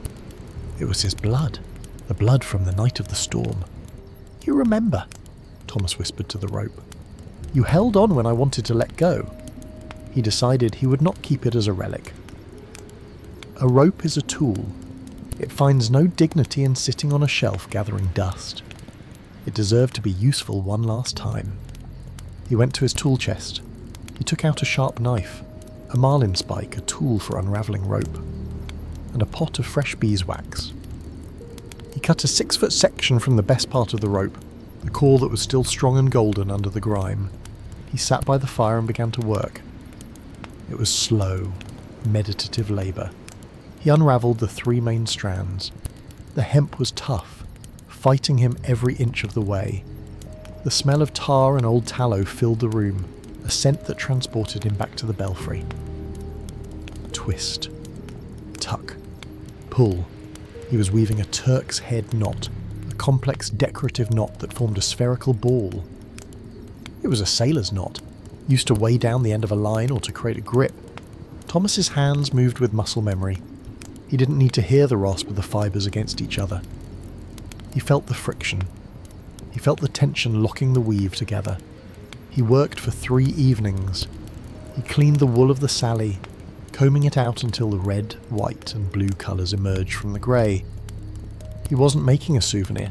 He was making a handle.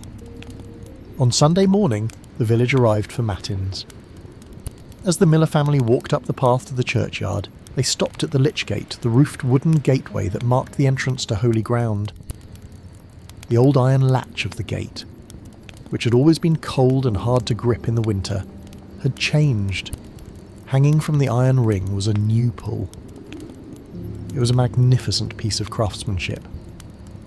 A thick, golden rope braided intricately into a heavy knot at the bottom. And woven into the grip was a band of soft, red, white and blue wool. The miller reached out to open the gate. His hand closed over the wool. It was warm. It was soft. It offered a firm, secure grip. "Look at that," the miller said to his wife. "Someone's been busy." Thomas was sitting on his bench nearby, watching. He saw the miller touch the rope. He saw Mrs. Gable pause and run her thumb over the complex weave of the knot. He saw the children grabbing the soft wool swing, using it to pull the heavy gate open with ease. They didn't know they were holding the ghost of the storm. They didn't know they were gripping the same fibres that had rung the broken bell. To them, it was just a kindness, a warm handle on a cold gate.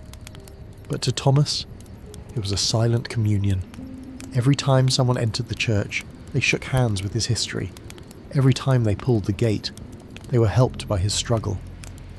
Julian walked through the gate. He stopped. He recognised the wool. He recognised the specific splice of the knot. He looked over at the bench.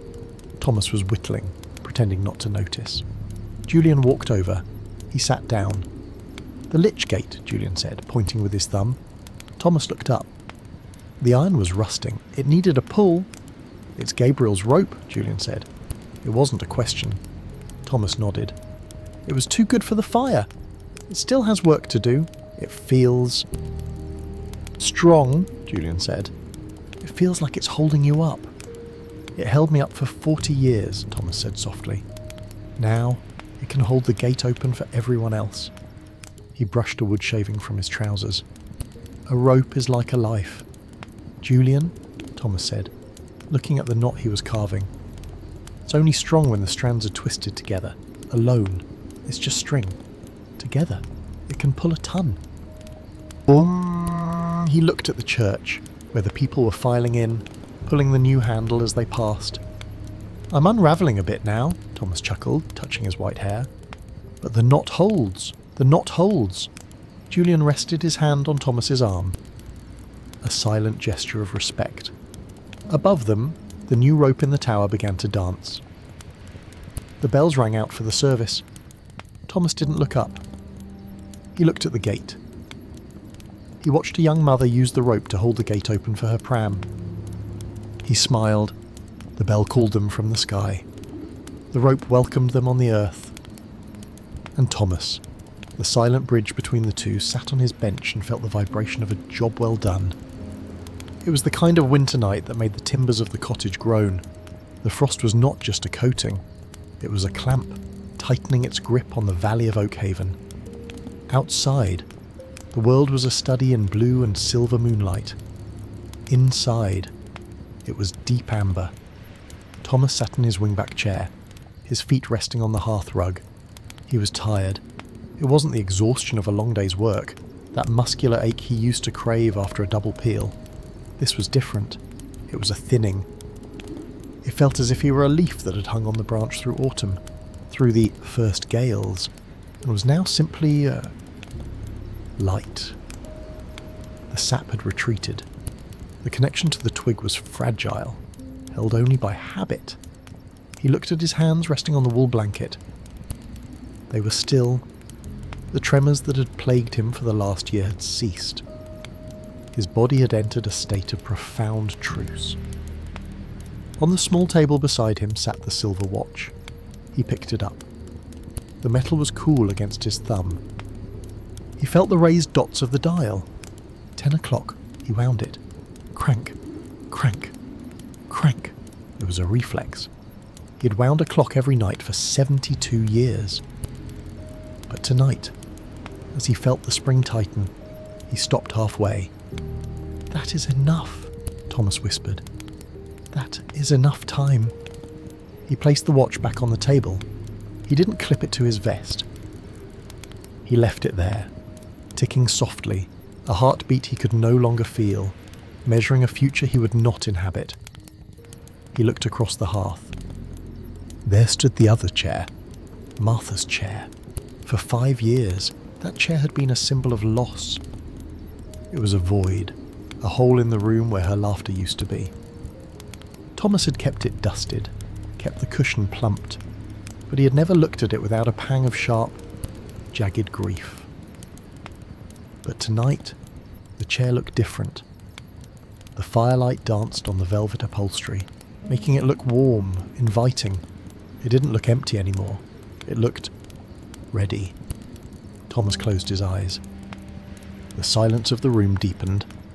Usually, his deafness was a wall, a barrier that kept him in. But tonight, the wall felt thin, porous. He felt a vibration. It wasn't the floorboards. It wasn't the heavy trucks passing on the highway miles away. It wasn't even the bell tower. It was an internal resonance. A hum that started in the centre of his chest and radiated outward. It was the same sound the wind had made in the broken bell. The sound of the deep. The sound of the foundation. "I know that tune," Thomas smiled, his eyes still closed. He let his head rest against the back of the chair. The fire was dying down, the coals settling with a soft shift of ash. He thought about the tower. He pictured it standing tall against the stars, the mortar strong, the ivy sleeping. He thought about the rope. He pictured the new red, white and blue grip on the lich gate, frozen stiff in the cold, waiting for a hand to warm it. He thought about Julian. He pictured the young man asleep in his bed, his strong shoulders relaxed, dreaming of changes and peels. "It is done," Thomas breathed. "The shift is over." He felt a sudden lightness. The weight of his old bones, the stiffness of his knees, the silence of his ears, it all began to dissolve. And then, for the first time in years, the silence broke. It didn't break with a noise. It broke with a voice. It was clear. It was distinct. It was not muffled by wool or distance. "Thomas." Tss. It was Martha. He opened his eyes. The room was the same. The fire was low. The watch was ticking on the table. But the air was charged with a presence so thick he could almost touch it. He looked at the empty chair. It wasn't empty. He couldn't see her, not with the eyes that needed spectacles to read the Bible. But he saw her with the eyes of the heart. He felt the warmth of her knitting needles. He smelled the apples she used to peel. "I am coming," Thomas said. He didn't stand up.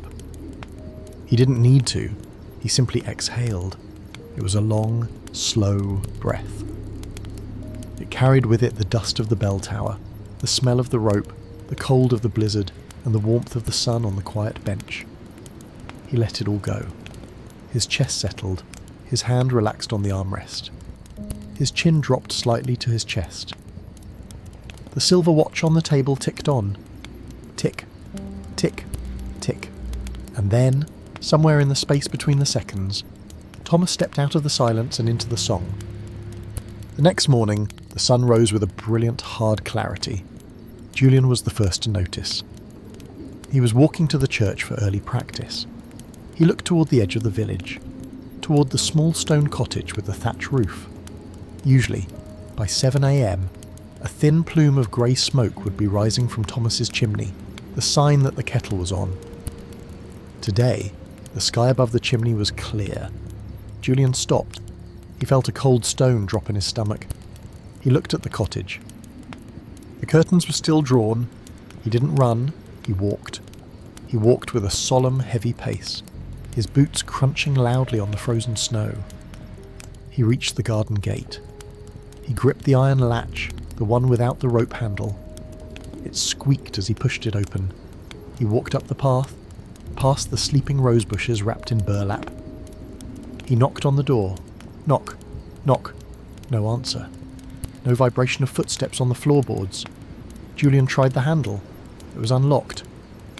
In Oakhaven, doors were rarely barred against neighbours. He stepped inside. The cottage was cold. The fire had burned down to fine white ash. The air smelled of old lavender and burnt wax. Julian took off his cap. He saw the old man sitting in the wingback chair. Thomas looked like he was napping. His head was bowed, his face relaxed, the lines of worry smoothed away by the night. There was a faint smile on his lips, as if he'd just heard a very good joke. Julian walked over quietly. He reached out and touched Thomas's hand. It was cold, stiff as the winter branches outside. Julian didn't cry immediately. He felt a profound sense of hush. The room felt holy. It felt like a church after the services ended, when the echo of the hymn still hangs in the rafters. He looked at the small table. He saw the silver watch. He picked it up. It was still ticking. Tick-tock, tick-tock. Julian looked at the time. 8:15. He looked at Thomas. The old bell ringer had clocked out. Julian gently stopped the watch. He pulled the small pin, halting the mechanism. He placed it back on the table, next to Thomas's cold hand. Then, Julian looked across the hearth. He saw the other chair, the empty one. He understood. Julian went to the window and opened the curtains. The morning light flooded the room, illuminating dust motes dancing in the cold air. He turned back to the figure in the chair. He stood straight, feet together, shoulders back. "Stand," Julian whispered, using the command for bringing a bell to rest. "And finish." He bowed his head. Outside, a robin landed on the windowsill. It tapped on the glass once, twice, then flew away into the blue sky. The cottage was silent. But it was no longer the silence of a deaf man. It was the silence of a completed masterpiece. The bells of St. Jude's were being dressed for mourning. It was a ritual as old as the tower itself, yet it had not been performed in Oakhaven for a decade. Julian stood in the belfry high above the village, his breath misting in the raw, grey morning air. He held a set of leather pads in his hands. They were thick, shaped like saddles, and smelled of tallow and age. These were the muffles. He approached Gabriel. The great bell hung silent and cold, indifferent to the occasion. Julian climbed onto the frame. He reached inside the bronze skirt. He strapped the leather pad to one side of the new iron clapper. He buckled it tight, checking it twice. He did the same for the tenor, the treble, and the 5 bells in between. He only muffled one side of each clapper. This was the tradition of the half-muffled peal. When the bell swung one way, the bare iron would strike the bronze, a loud, clear note representing the living. When it swung back, the leather-covered side would strike, a soft, distant echo representing the dead. Loud, then soft. Here, then gone. Life, then death. It was the heartbeat of grief rendered in metal. Julian climbed down from the frame. He patted Gabriel's flank. "Sing him home," Julian whispered. "He loved you best." Down in the churchyard, the village had gathered. They were a sea of black wool against the white snow. The men stood with their caps in their hands, heads bowed against the biting wind. The women held handkerchiefs, their faces pale and solemn. There was no chatter today. The silence that Thomas had inhabited for so long seemed to have expanded, covering the entire valley in a blanket of reverence. The coffin rested on the bier by the lich gate. It was simple, made of unpolished oak by the village carpenter. On top of it lay no flowers, only a single coil of old hemp rope, the one Thomas had saved from the fire. the one that now opened the gate.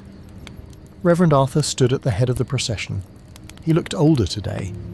Losing Thomas was like losing a buttress of the church. The building would stand, but it would feel the shift in weight. He nodded to the tower. Inside the ringing chamber, Julian saw the signal through the arrow slit. He looked at his team. Elias was on the tenor. The miller's son was on the treble. 3 other men from the village stood at the other ropes. They all looked at Julian. Julian took a breath. He gripped the sally. He didn't need to speak. He just nodded. Look to. Treble's going. She's gone. They pulled. The sound that drifted down from the tower was heartbreakingly beautiful. Clang, thud, clang, thud, clang, thud. The open stroke rang out fierce and bright, a celebration of Thomas's strength, his stubbornness, his 40 years of service. It was the sound of the man who roared at the storm. Then came the backstroke, the muffled impact. It wasn't a ring, it was a sob.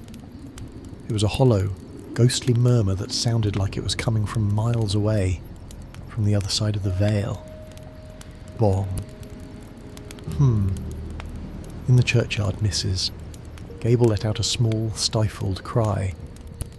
The sound of the muffled bells unlocked the grief that the cold air had frozen.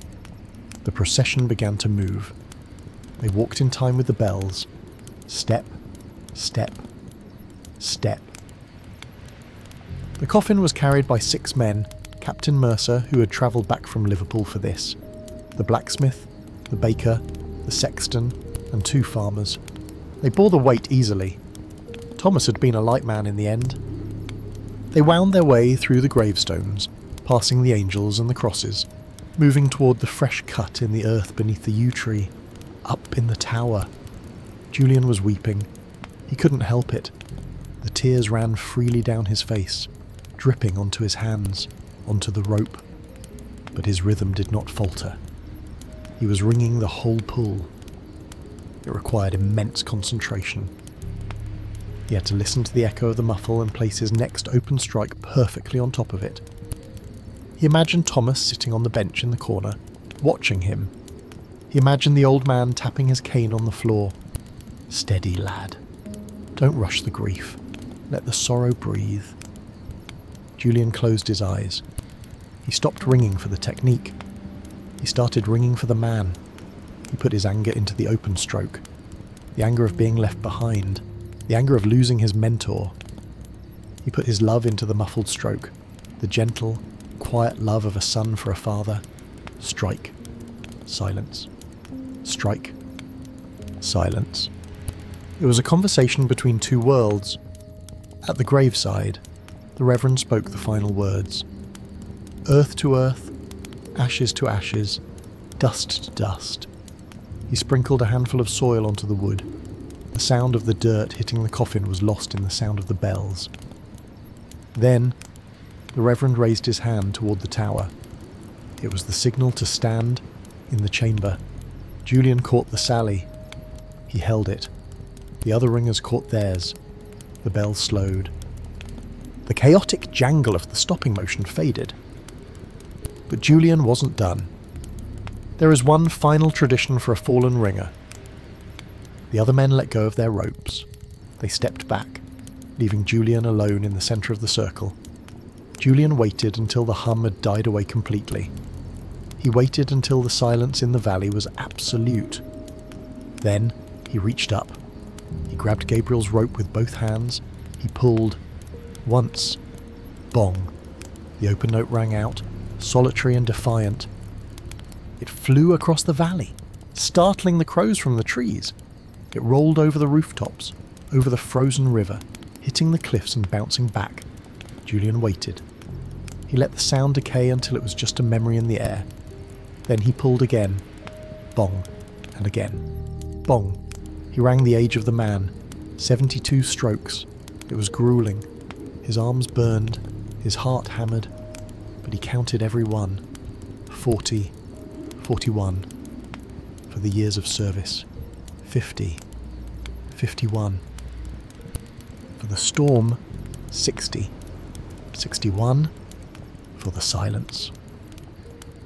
The village stood frozen. No one moved. They counted with him.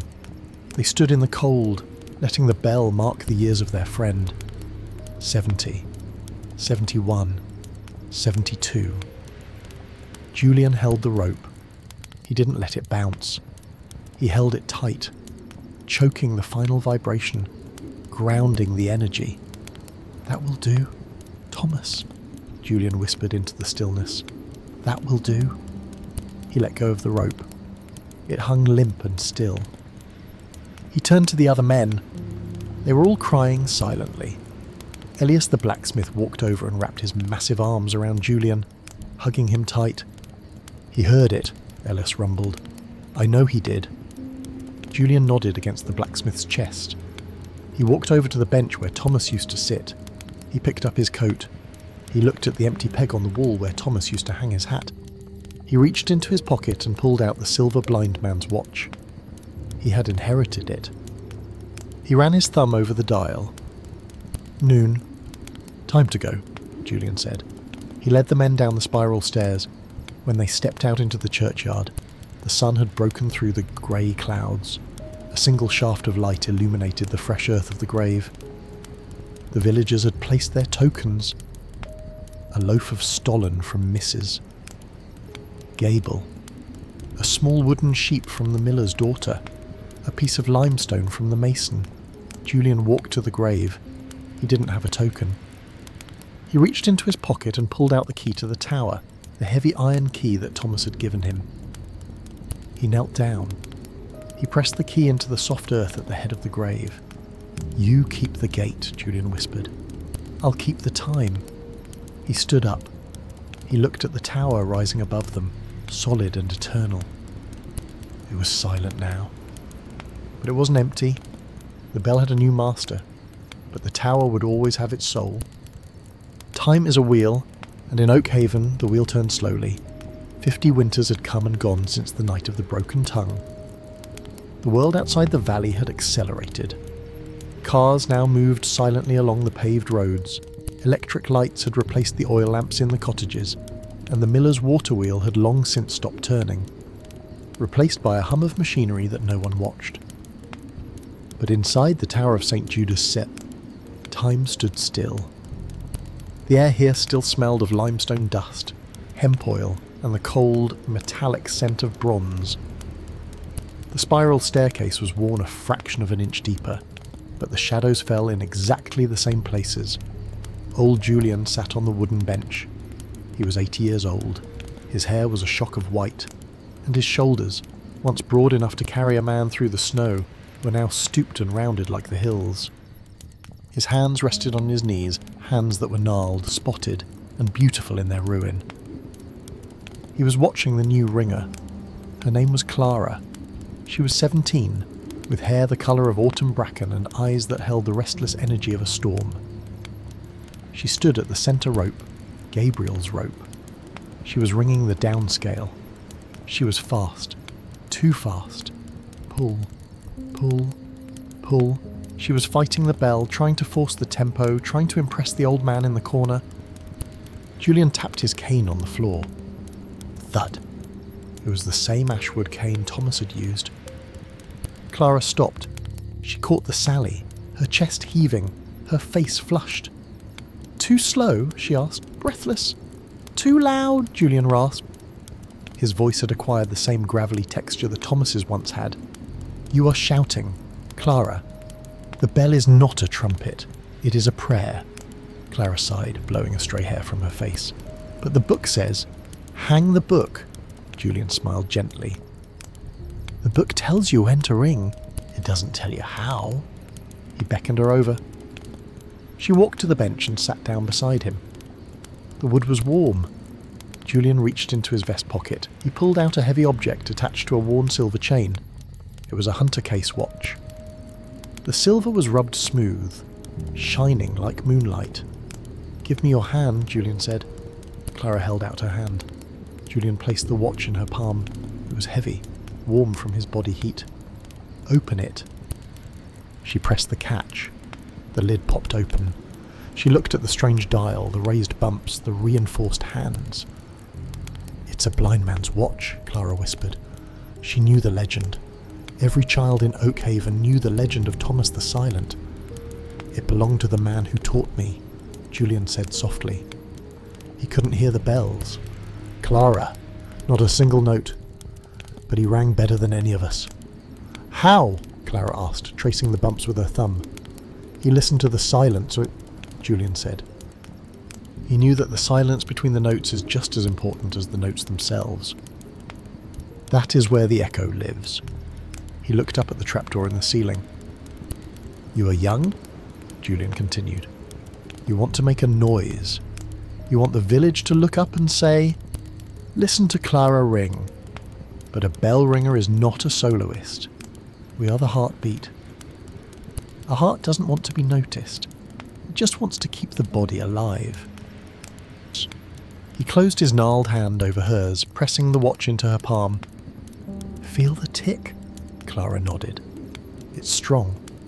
"That is the rhythm," Julian said. "Steady. Unrushed. It doesn't speed up for a wedding, and it doesn't slow down for a funeral. It just is."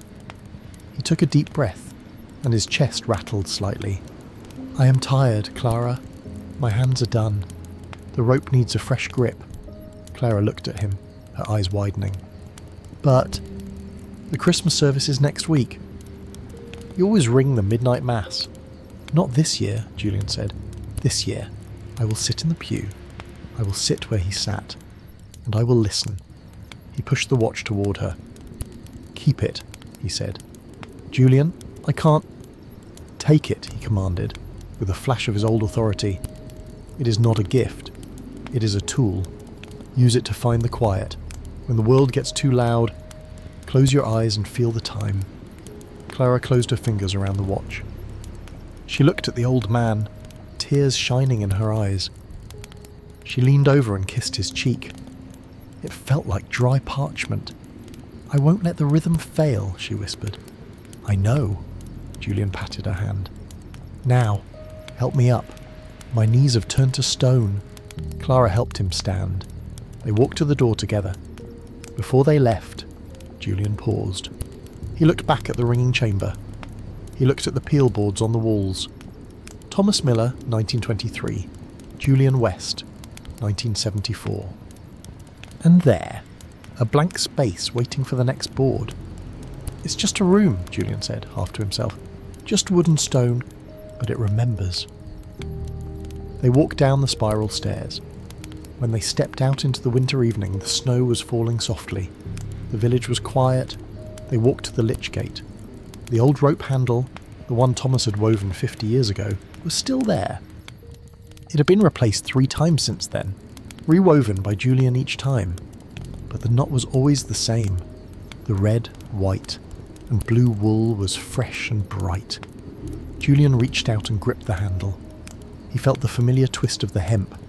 He looked at the churchyard. Under the yew tree, the headstone of Thomas Miller was weathered, covered in moss.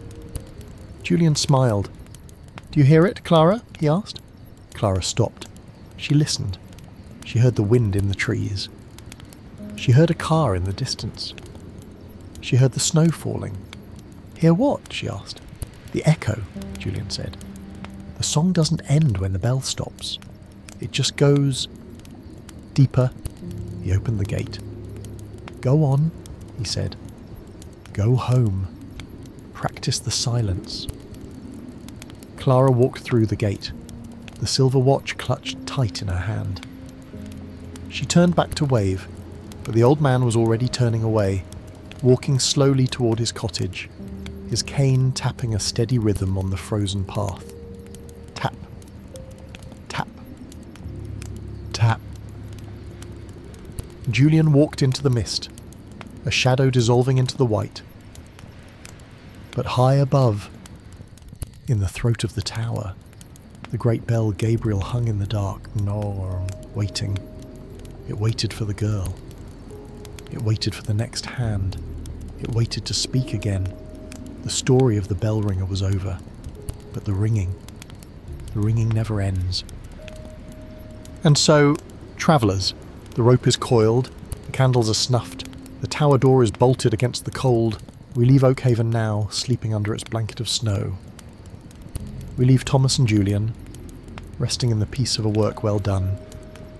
Let their story be a reminder to you tonight that even when you feel broken, you can still have a voice. That even in the deepest silence, you're never truly alone. And that sometimes the most powerful prayers are the ones that make no sound at all.